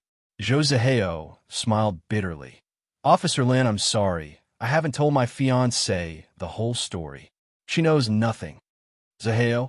Tao Xiaomon frowned and looked up. At this time, Lin Feng coughed twice, stood up, and said, Well, let's go find something to drink. We'll come back later and continue. You guys talk first, my father. Hearing Zhou Zihao's words, Tao Xiaomon became silent. Zhou Zihao didn't know whether to laugh or cry. It said that Fatty Zhang acted on his own accord and your father. Mr. Feng was kept in the dark. Really? I see. Tao Xiaomon nodded with a heavy heart. Xiaomon, all of a sudden, the atmosphere became somewhat silent. Tao Xiaomon sighed and looked up at him. You know about it. Zhou Zihao didn't say anything. Tao Xiaomon said, Uncle Zhou and Auntie Zhou. Zihao, why don't we cancel the wedding? I know Uncle Zhou. He cares a lot about his reputation. She smiled bitterly. I don't want you to become the joke of your family. Then what's wrong? Unexpectedly, Zhou Zihao frowned and said, Am I getting married, or are my relatives getting married? Tao Xiaomon, have you forgotten how we met? Tao Xiaomon shook her head. Zhou Zihao said seriously, It's because of a part-time job at the university's work-study department. Tao Xiaomon, we got to know each other when we worked in the same hotel for a month. At that time, I didn't know you were the princess of the Tao family, and you didn't know I was a child of the Zhou family. He grabbed Tao Xiaomon's hand and said softly, Xiaomon, no one will care about these things except you. Zihao. Tao Xiaomon lowered her head and put her head on Zhou Zihao's shoulder. After a long time, she said softly, I think I don't want to pursue this matter anymore. Let's do as you say.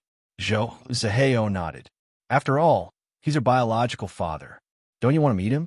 Tao Xiaomon shook her head and closed her eyes. I don't know. I really don't know. Please give me some time, okay?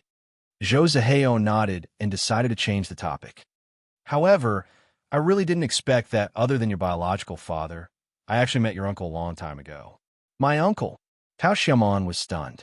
Zhou Zihao said casually, Yes, your uncle. Mr. Zhou, the one who made clothes for you. No wonder you're twins. You look exactly the same. When I saw your biological father getting off the car last night, I thought I mistook him for someone else.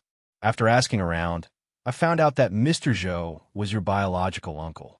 If I had known that your uncle could make clothes for you, I wouldn't have tried so hard to find so many designers. She didn't know that Feng Guichun had a twin brother who was also a tailor. Tao Xiaomon looked at Zhou Zihao in astonishment, asking subconsciously, Where did you find him? Zhou Zihao thought for a while and said, Mr. Zhou told me not to tell anyone where he lived.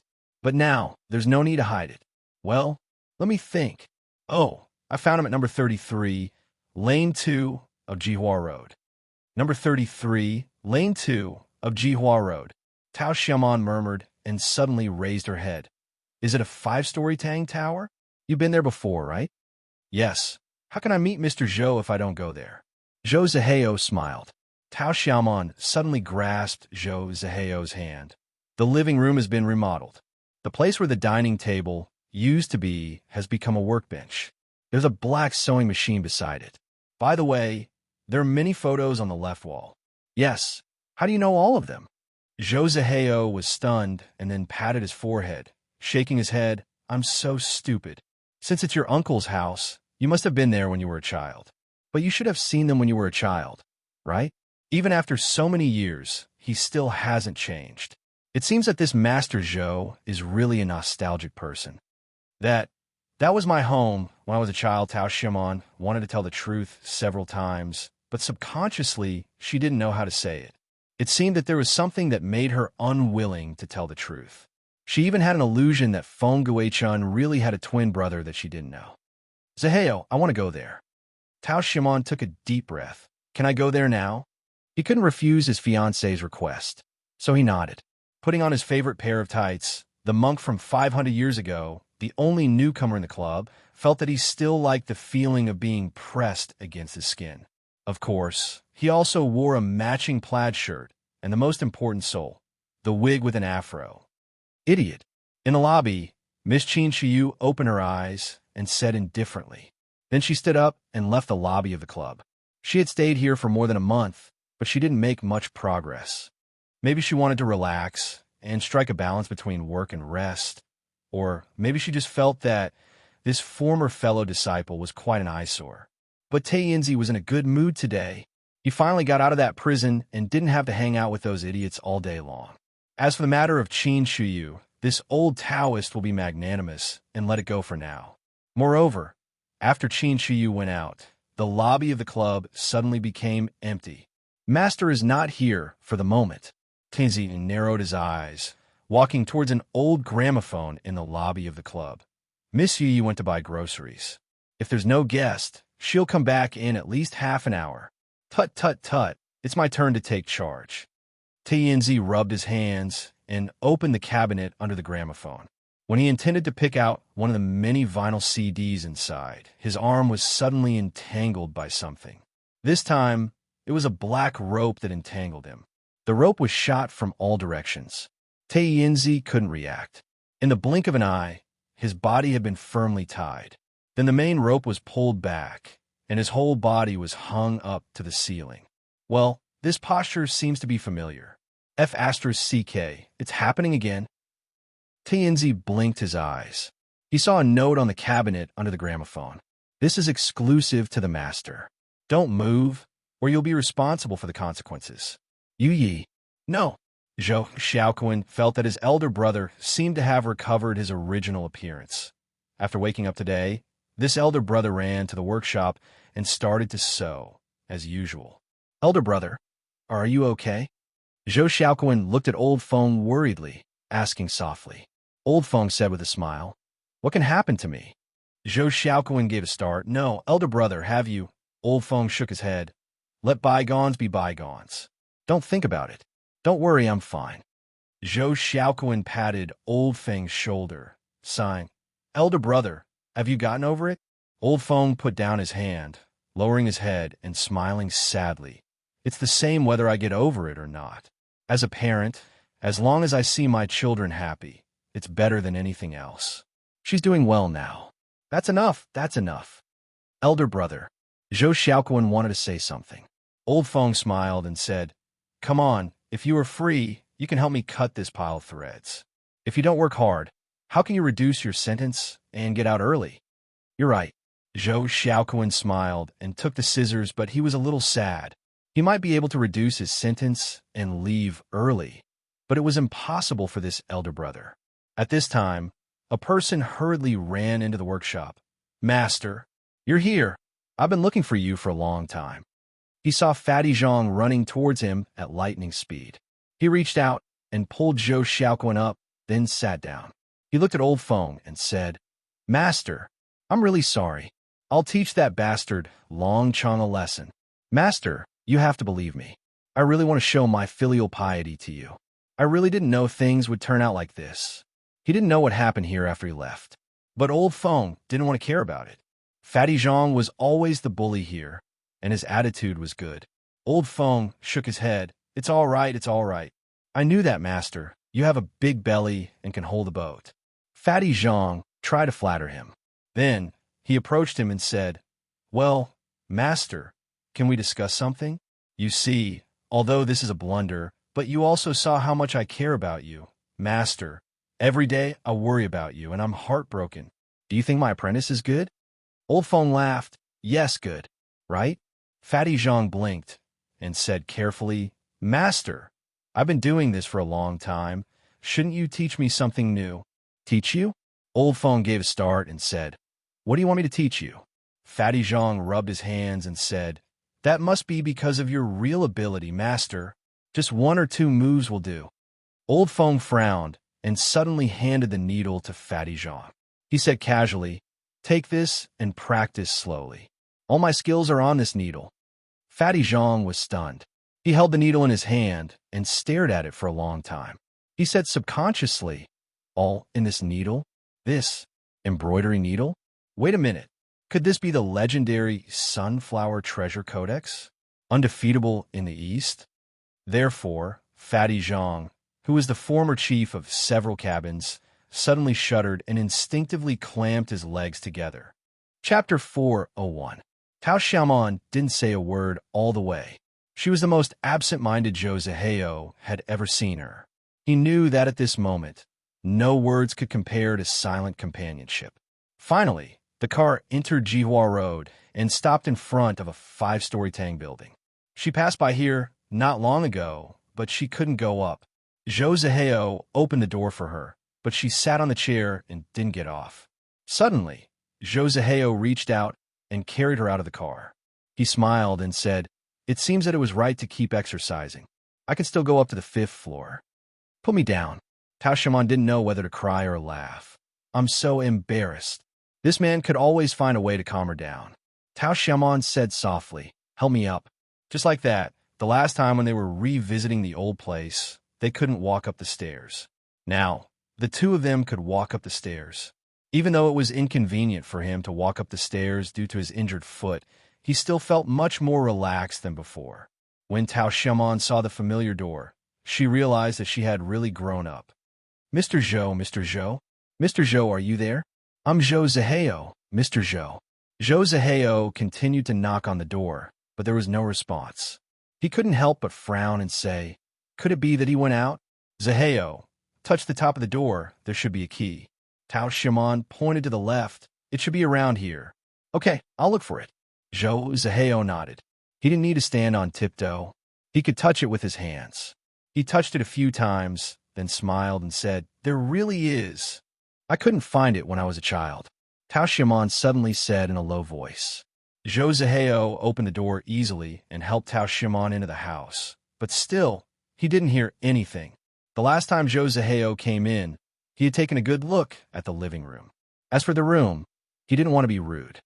"Well, it seems that there's no one here." "Xiaomon, doesn't your uncle have a family?" "Xiaomon?"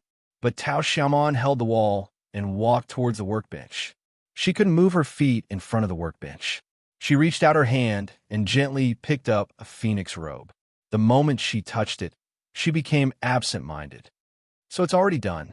Zhou Zihao walked over. "No wonder Mr. Zhou called me yesterday. It seems that he wants you to try it on." Did he call you?" Tao Xiaomon turned around and asked. Zhou Zihao nodded and said, "Yes, now I understand why he was so nervous. But when I dialed that number again, I couldn't find the person. It was a dead number." Zhou Zihao also looked at the code on the workbench and subconsciously said, "It seems that Mr. Zhou went out in a rush. You didn't even pack your clothes properly before going out?" "Maybe," Tao Xiaomon said. "Perhaps what?" Tao Xiaomon shook her head. "Nothing. I want to wait and see." "Okay." Zhou Zihao nodded. "I'll help you sit over there." "No," Tao Xiaomon said softly. "I want to have a good look here." She turned her eyes to the corner, saying, "Help me to have a look over there." Zhou Zihao squatted down when he saw the markings on the corner of the wall. He knew what these markings were for, so he raised his head and asked, "Whose height are you measuring for? Is it your cousin or cousin?" "It's mine." Tao Xiaomon reached out her hand and touched the engraving that was just above her height. Her fingers gently glided in front of the engraving, as if she was touching an old man's face. "The same height. Brand new. It's mine." Subconsciously, she moved closer to the corner of the wall and pressed her body against it. Zhou Zihao saw the tears in his fiancée's eyes and heard her say, "It's mine. It should be engraved by Mr. Zhou when he measured your height last time." Zhou Zihao thought for a while and smiled. "It seems that your uncle is very kind to you, but it's strange that he seems to have known me for a long time, even though we haven't met each other before. But I only found this old master by following the comments on the internet." "Me too." Tao Xiaomon shook her head. "I also don't understand many things." "Well," Zhou Zihao said softly, "don't think about it. Maybe you can ask Mr. Zhou when he comes back. By the way, where's the toilet? Can I borrow it?" Tao Xiaomon pointed to a place. She was so familiar with this place that she could find the way even if the lights were not on at night. She held the wall and walked to the workbench, sitting down. She slowly unfolded the wedding dress in front of her and tidied up its corners. From the beginning of the measurement to the completion of this step, she knew that not much time had been used, but at the same time, it also meant that in such a short period of time, To compress the long process to this point, how much effort had been put in behind it. There's a row of needles on the box with different threads. On the trash can next to him, there was a lot of crumpled tissue paper towels with a little bit of dark red color. That was blood. How many times had he pricked his finger? Who are you? Tao Xiaomon breathed heavily. She had a feeling that the old man who used to sit here and pass the threads might never come back. She seemed to have kicked something and subconsciously looked down. It was a stack of packed food boxes placed under the workbench. There were so many of them. It seemed that he had been eating them all the time. I bought them for someone. I made a friend recently. He always forgets to eat because of work. I'm afraid that he can't stand it. She bent down and reached out to pick up the food boxes. At the same time, some words began to ring in her ears. They were the small interludes that she had encountered before. No matter whether the noodles taste good or not, my friend will finish them. Xiaomon, are you hungry? Shall we eat something first and then come back? Zhou Ziheo walked out of the washroom while wiping his hands. However, when he finished looking through the entire living room and even opened the doors of the other rooms one by one, there was no sign of anyone. Zhou Ziheo suddenly picked up the phone and dialed Tao Xiaomon's number. Her bag and other things were still here, but she was gone. Tao Xiaomon limped into the noodle house through the narrow entrance. The gray-haired noodle boss was calculating the accounts on the abacus. There was no customer in the noodle house now. Seeing someone coming in, the boss was stunned. Hey, miss, we haven't opened yet. It'll be late. But seeing the girl limping, the owner of the noodle house kindly stood up and walked over to support her. Miss, are you all right? I'm fine. Tao Xiaomon shook her head and suddenly said, Boss, can I ask you something? Go ahead. Tao Xiaomon hesitated for a while, gritting her teeth. Sir, do you remember the young man who often comes here to buy 2 bowls of noodles? The boss was stunned. Oh, the one who sells shaved noodles and noodles with toppings. Yes. Tao Xiaomon hurriedly said, Have you seen him today? Today. Not today, the noodle shop owner said casually. I was wondering why I didn't see anyone today. What does he usually come here?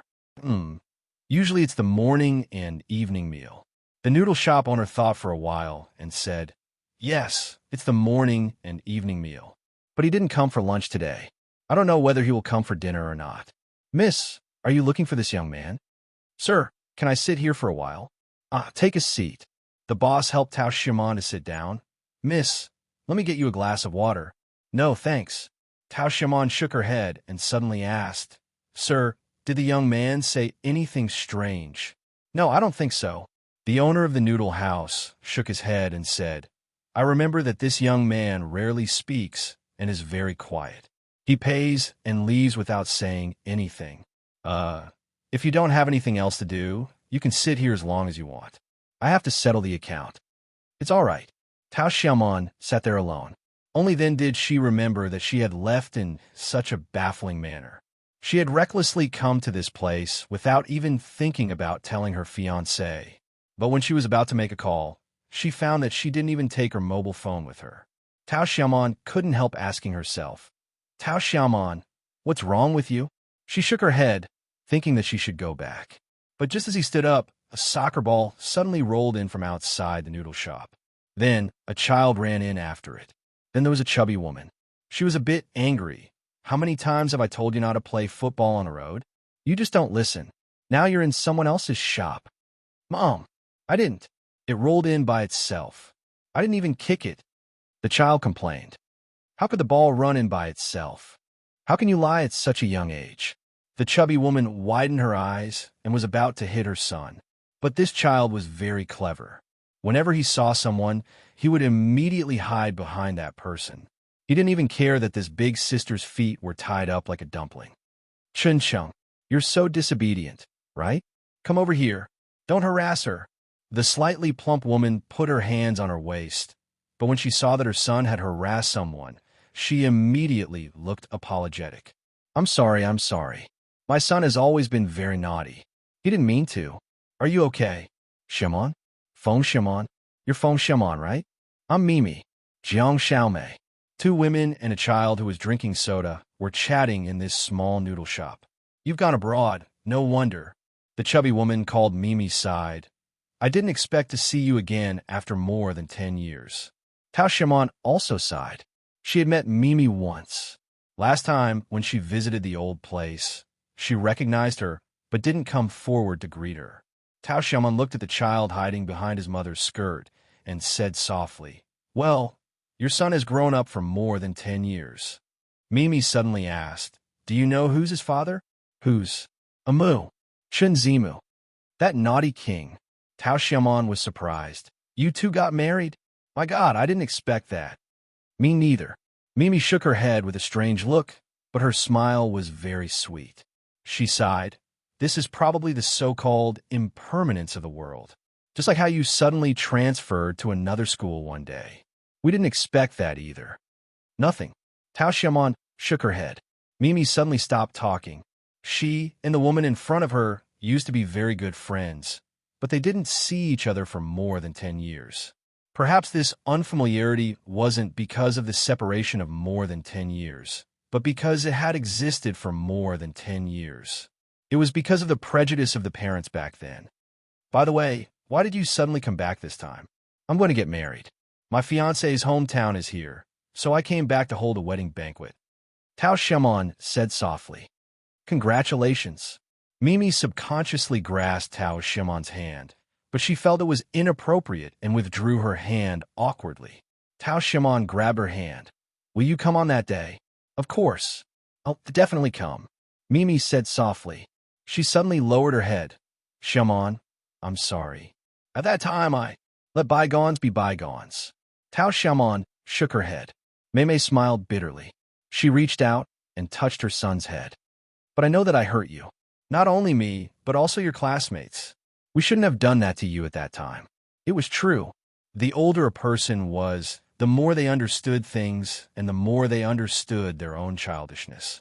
Especially, Mimi said softly, especially after having this little naughty boy, I understand it more clearly. Children's hearts are very fragile. They can hear and remember a lot of things that are far beyond our imagination. There are some things that they might remember for a lifetime. Tao Xiaomon smiled bitterly. Let bygones be bygones. The current situation was already pretty good. I didn't even think that we would have a chance to sit down and chat. Yes, maybe it's fate. Mei said, take me for example. I got married at a young age and became a full-time housewife. I pick up my children from school at this time every day and then go to the market to buy groceries. I live here and even pass by here every day. Who would have thought that I would see you here? Tao Xiaomon just smiled. She felt relieved. Oh, I remember now. In the past, Uncle Phone would often bring you here to eat. Mimi looked around the noodle house. I really miss it.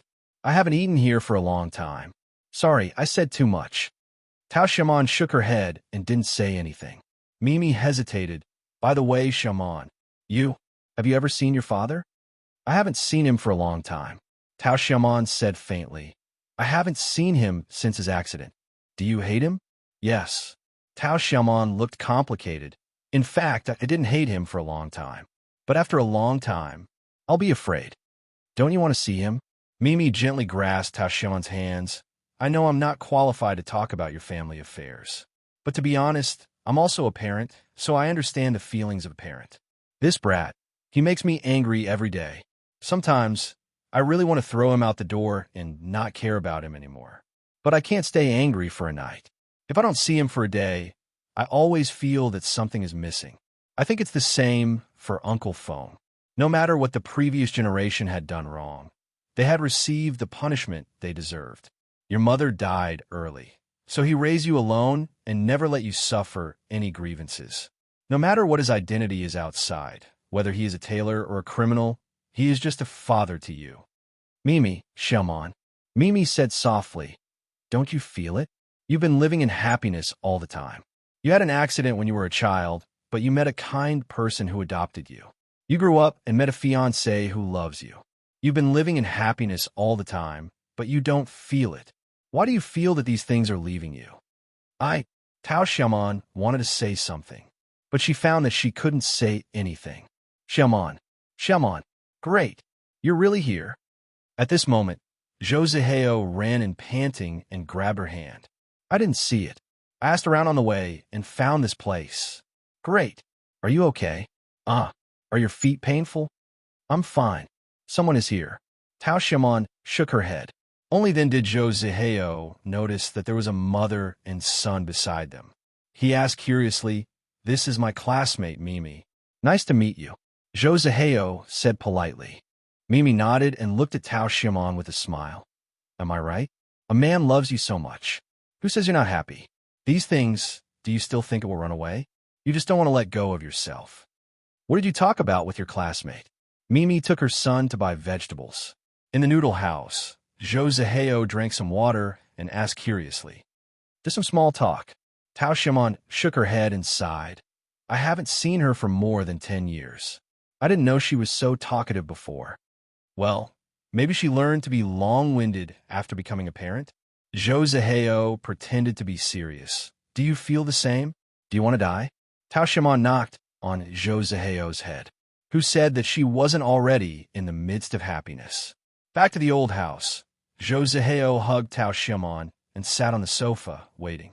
It was completely dark, 9 o'clock in the evening and 11 o'clock in the evening. Mr. Zhou still didn't come back. It was as if Master Zhou had never been here, because there was no electricity at night. Unknowingly, Tao Xiaomon fell asleep. She had a very strange dream. In the dream, she seemed to become transparent. She was still in the old house, but there was a small lamp on the workbench. It was probably very late at night. Everything was quiet. There was only a slightly hunchbacked figure in front of the workbench. She was squinting her eyes as she sewed slowly. On the red silk, golden auspicious clouds floated in the air, strand by strand. Just like that, she sat beside this figure and silently accompanied him for a very, very long time. Suddenly, her vision blurred, and she was transported to a strange place. In a cave, she seemed to hear some words.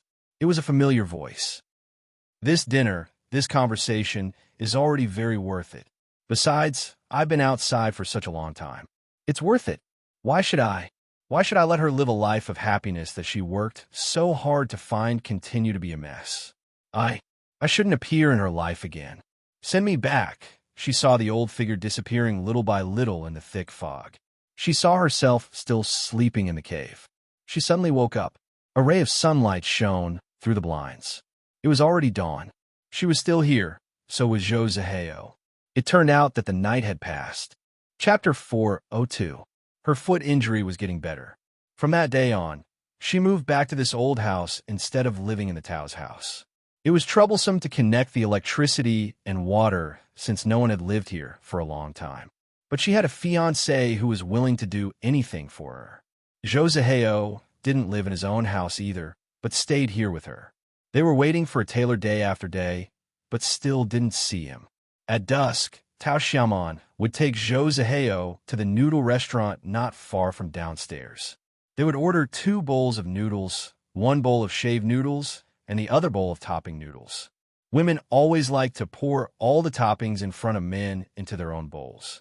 Later, Tao Xiaomon would occasionally meet Mei Mei and the kid to buy vegetables, and then they would chat. Time seemed to go back. Time went back again and again. She didn't know when they returned to the days when she was still a little girl. But she still didn't see that young man, nor did she see that Master Zhou. She had to leave the house where she had lived for some days, her former, present home, because the wedding date had arrived and she needed to prepare a lot of things. It was a big deal in her life, after all. Tao Xiaomon closed the gate with a bag of luggage and then tiptoed to put the key in the small gap above the gate. Accompanied by Zhou Zihao, she left. Jiwa Road, Lane 2, number 33. Old Feng liked to sit on the sports ground and watch the sunset quietly.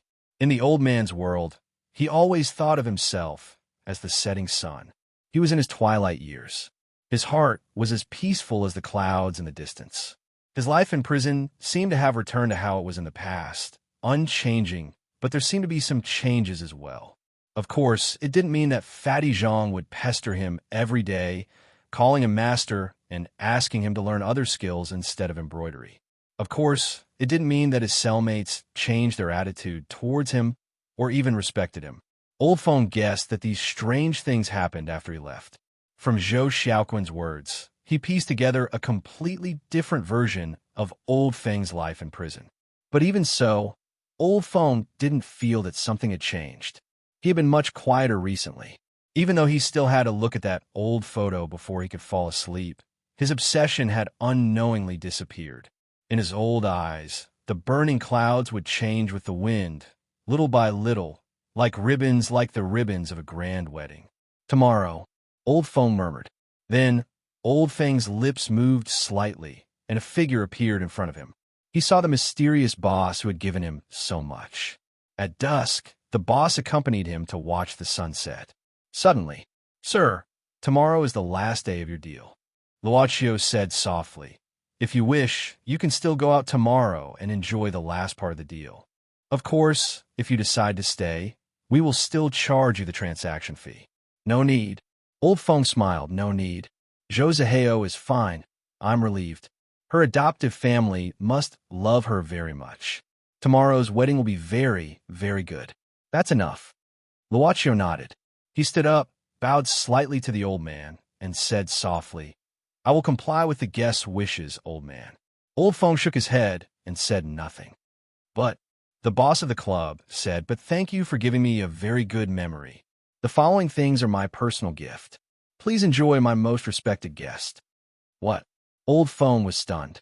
But when he blinked his eyes, the boss in front of him had disappeared. He was puzzled, but the sky had already darkened.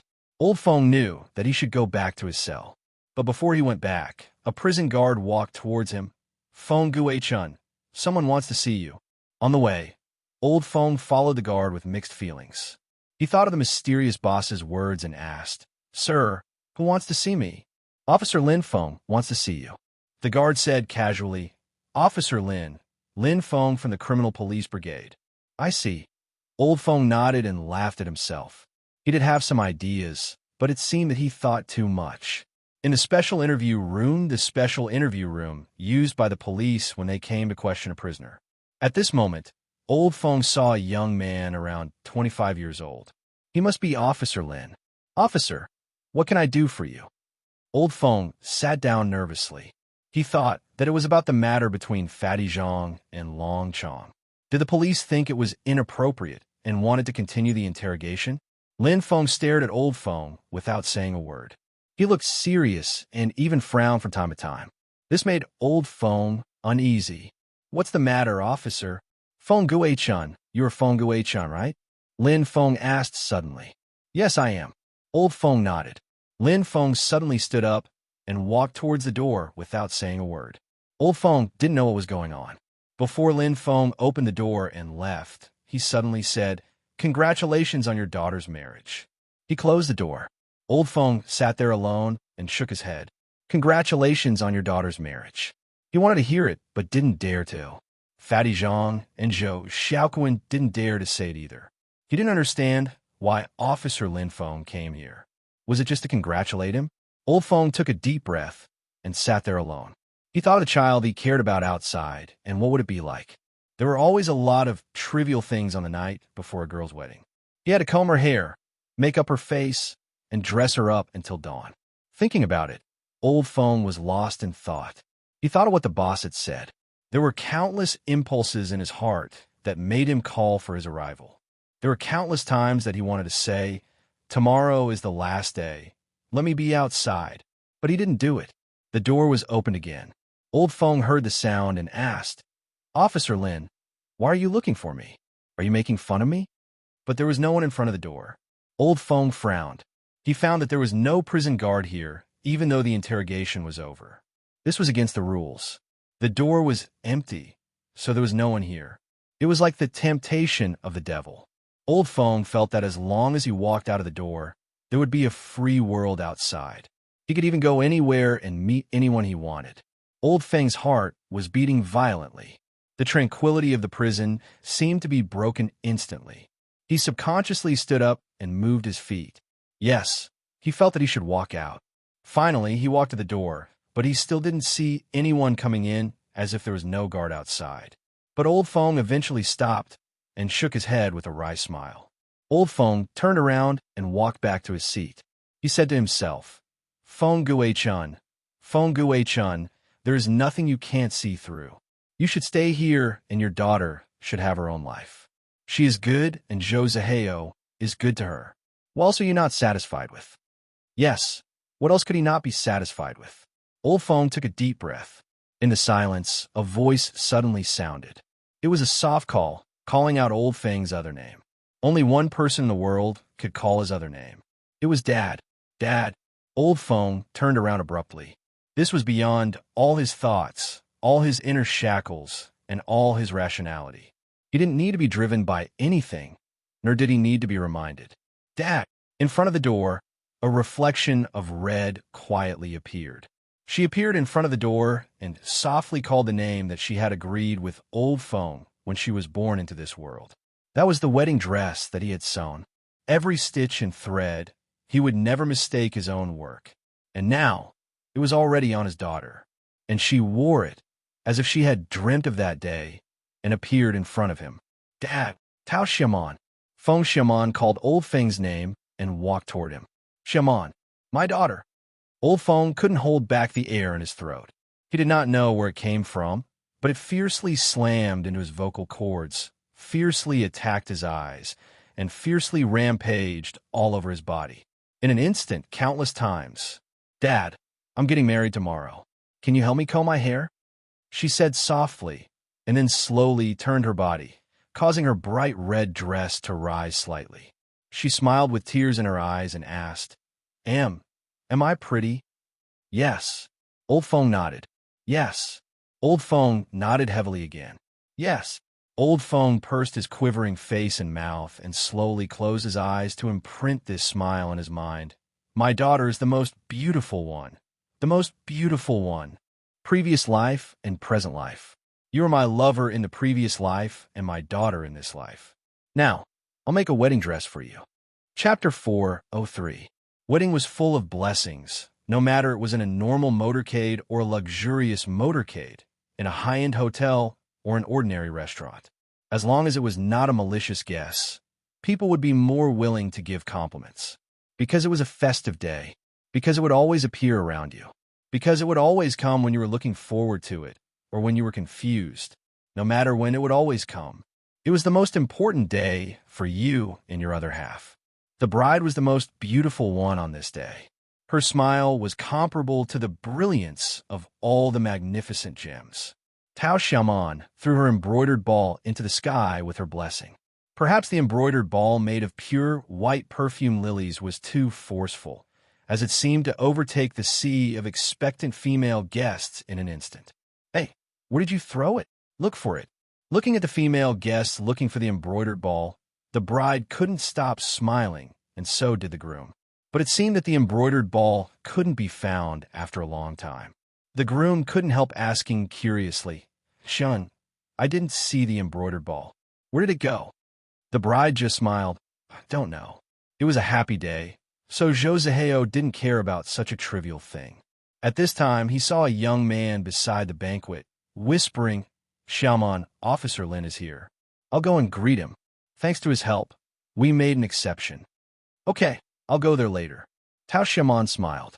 It was indeed thanks to Officer Lin's help that they were able to make an exception and have such a special meeting in such a special meeting room. She didn't expect that Officer Lin would agree. But in life, there were always accidents that you and I couldn't predict and believe at the beginning. Tao Xiaoman's eyes swept through the crowd.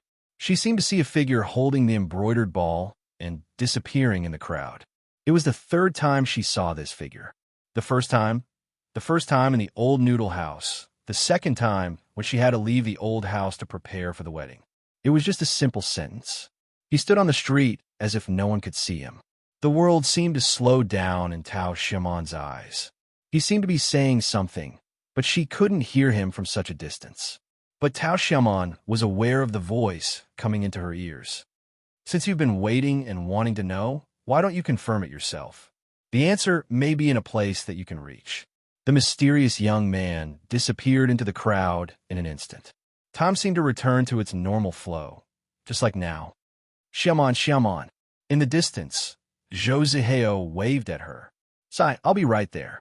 So the bride withdrew her gaze and walked towards her husband.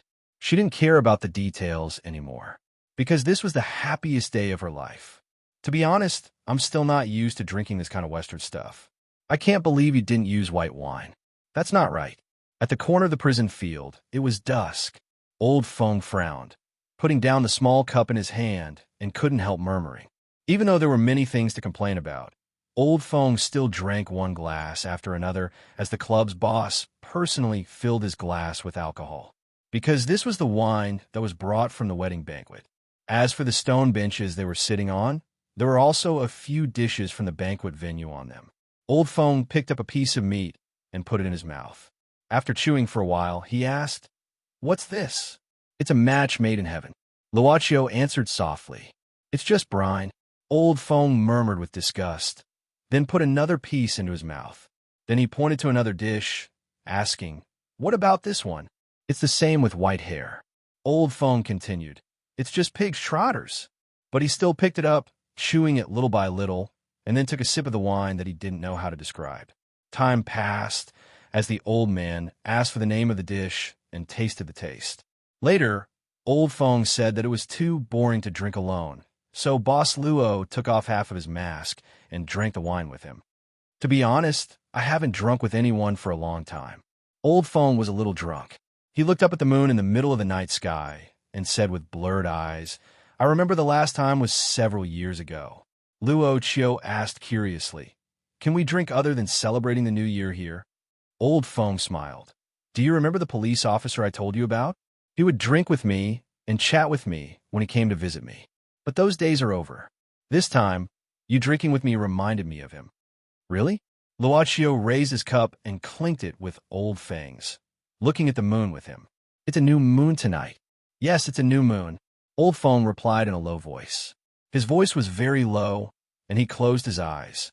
After a while, he started to breathe. Actually, he was not used to the effect of alcohol because he hadn't drunk for a long time. He was clearly disgusted with it, but he drank most of it himself. How could he not get drunk easily? The moon started to move to the west. It was 12 o'clock. The time for the transaction contract was up. Luo Chio sent the drunk Old Feng back to his bed and covered him with a quilt. Then he put his hand on Old Feng's chest and got the lifespan they had agreed on before. Old Feng turned around with a smile on his face. It seemed that he was having a good dream. This old man is in good health. He can still live for 20 years. Miss Servant Girl's voice came from behind the club boss.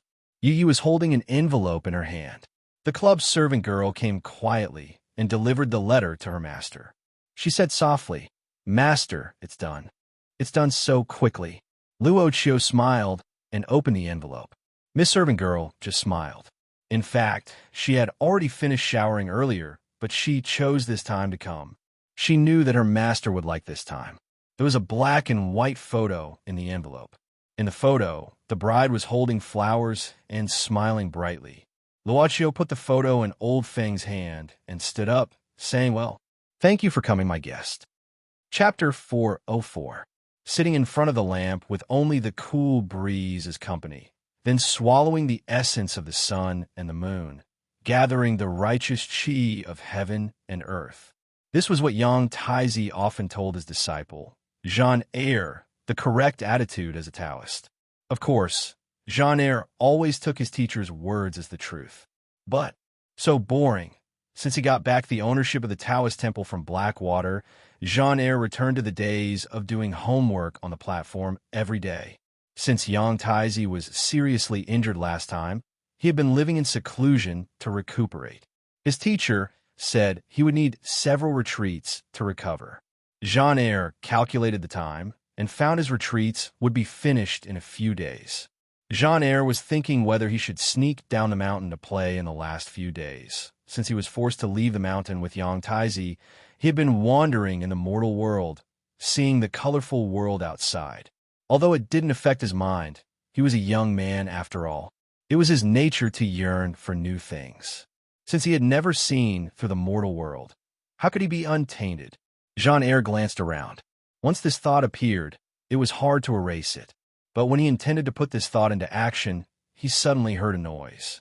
He turned around abruptly, only to see a young man on the platform.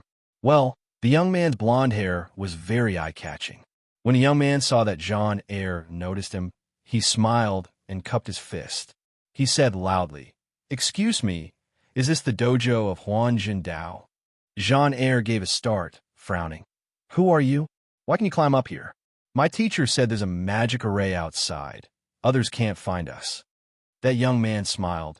"Don't be nervous, I'm not a bad guy. Well, it seems this is the Taoist temple of Anjin sect. As for the way to enter, it's actually Senior Yang Taizi who told me." "My teacher told you that?"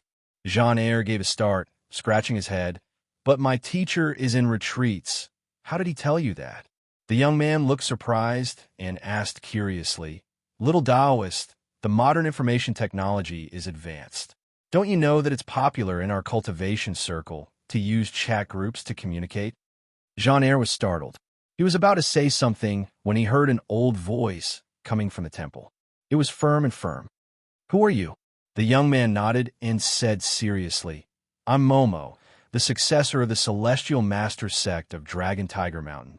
I'm here to pay my respects to the sect master of Xian Xian Huanjin sect, Senior Yang Taizi. Please grant me an audience." "Jean Eyre, bring the guest in," the voice replied. In the side hall for receiving guests, the sage-like Yang Taizi looked much better. Although he couldn't replenish his lifespan, his injuries were almost healed. The old Taoist stroked his beard and nodded. After sizing up the junior in front of him, he nodded with a smile and said, "Your eyes are introverted and bright. Not bad, not bad. Your master has indeed taken in a good disciple. It's rare for you to have such a cultivation at such a young age. Your future is limitless." Momo didn't dare to be complacent in front of such a big shot in the cultivation circle. He hurriedly lowered his head. "Senior, you're overpraising me. Junior just happened to pass by a seaside some time ago and coincidentally met a senior expert. Junior received the guidance of this extraordinary person and gained some enlightenment. Only then did I have a new understanding of the matter of cultivation." "That's your good fortune," Yang Taizi smiled. "The cultivation circle in Kelowna is declining day by day. Immortals are hard to find. I wonder what the expert you met looks like. I'd like to meet him too." Momo said, "This senior is good at retaining his youthful appearance. He looks like in his early 20s, but he's unfathomable. I feel like I'm in the abyss just by standing in front of him." Momo shook his head. "I'm ashamed to say that I was defeated by this senior before I could even make a move." "There's such a thing?" Stroking his long beard, Yang Taizi slightly lowered his head and pondered, "You're the successor of Dragon Tiger Mountain.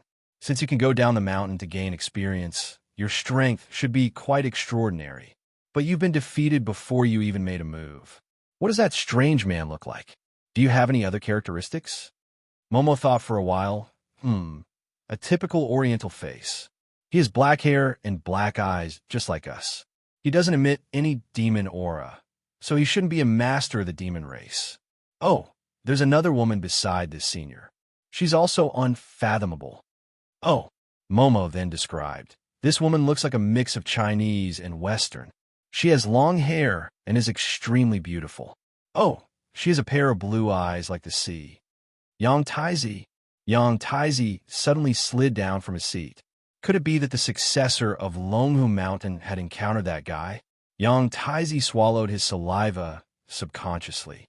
"Senior, are you okay?" Momo looked at this big shot in the Eastern cultivation circle unbelievably. "Oh, I'm fine." Yang Taizi still looked sage-like. He stood up, saying indifferently, "I've been sitting for too long recently, so I got a hemorrhoid by accident." "Got a hemorrhoid by accident?" Momo glanced at him with a weird expression. Cultivators purified the impurities in their body. Superior cultivators could even abstain from food and drink dew. Who knows why such a big shot would get a hemorrhoid? "Futwan, is it my fault?" Cough. Yang Taizi coughed lightly. "There are so many extraordinary people in the world. Maybe the one you've met is a rare master. That's your good fortune. Although you've improved your cultivation, you must remember not to be arrogant and self-indulgent. You have to know, we cultivators need to follow the prescribed order step by step, like treading on thin ice. Junior will remember senior's advice." Momo nodded heavily. He still respected these good seniors. You've come a long way. You must be tired. Yang Taizi waved his hand. Go and have a rest. I know why you're here. Let's talk about it tomorrow. Junior will do as you say. Jean-Air took Momo to the guest room according to Yang Taizi's order and ran back soon. Master, I want a cell phone.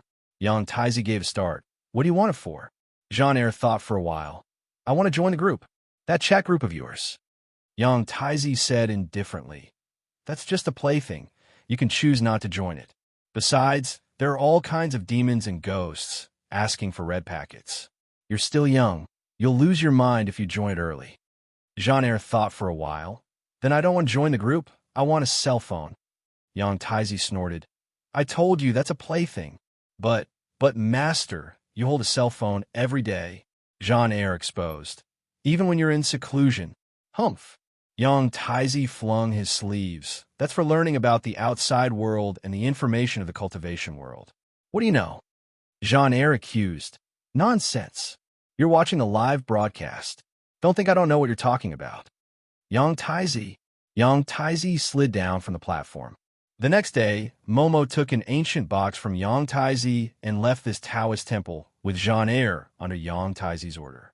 When Black Soul number 9 walked into the club lobby, he saw the boss pouring water into a small potted plant with a cup. If he didn't make a mistake, there should be a plant called gem flower on the potted plant. You're back. Boss Luo put down the cup, turning around and smiling at Black Soul number 9. Black Soul number 9 hurriedly came forward, lowering his head and saying respectfully, Master summoned me, so I came back immediately. What can I do for you?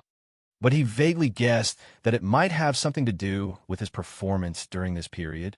He indeed didn't have any new performance for a long time.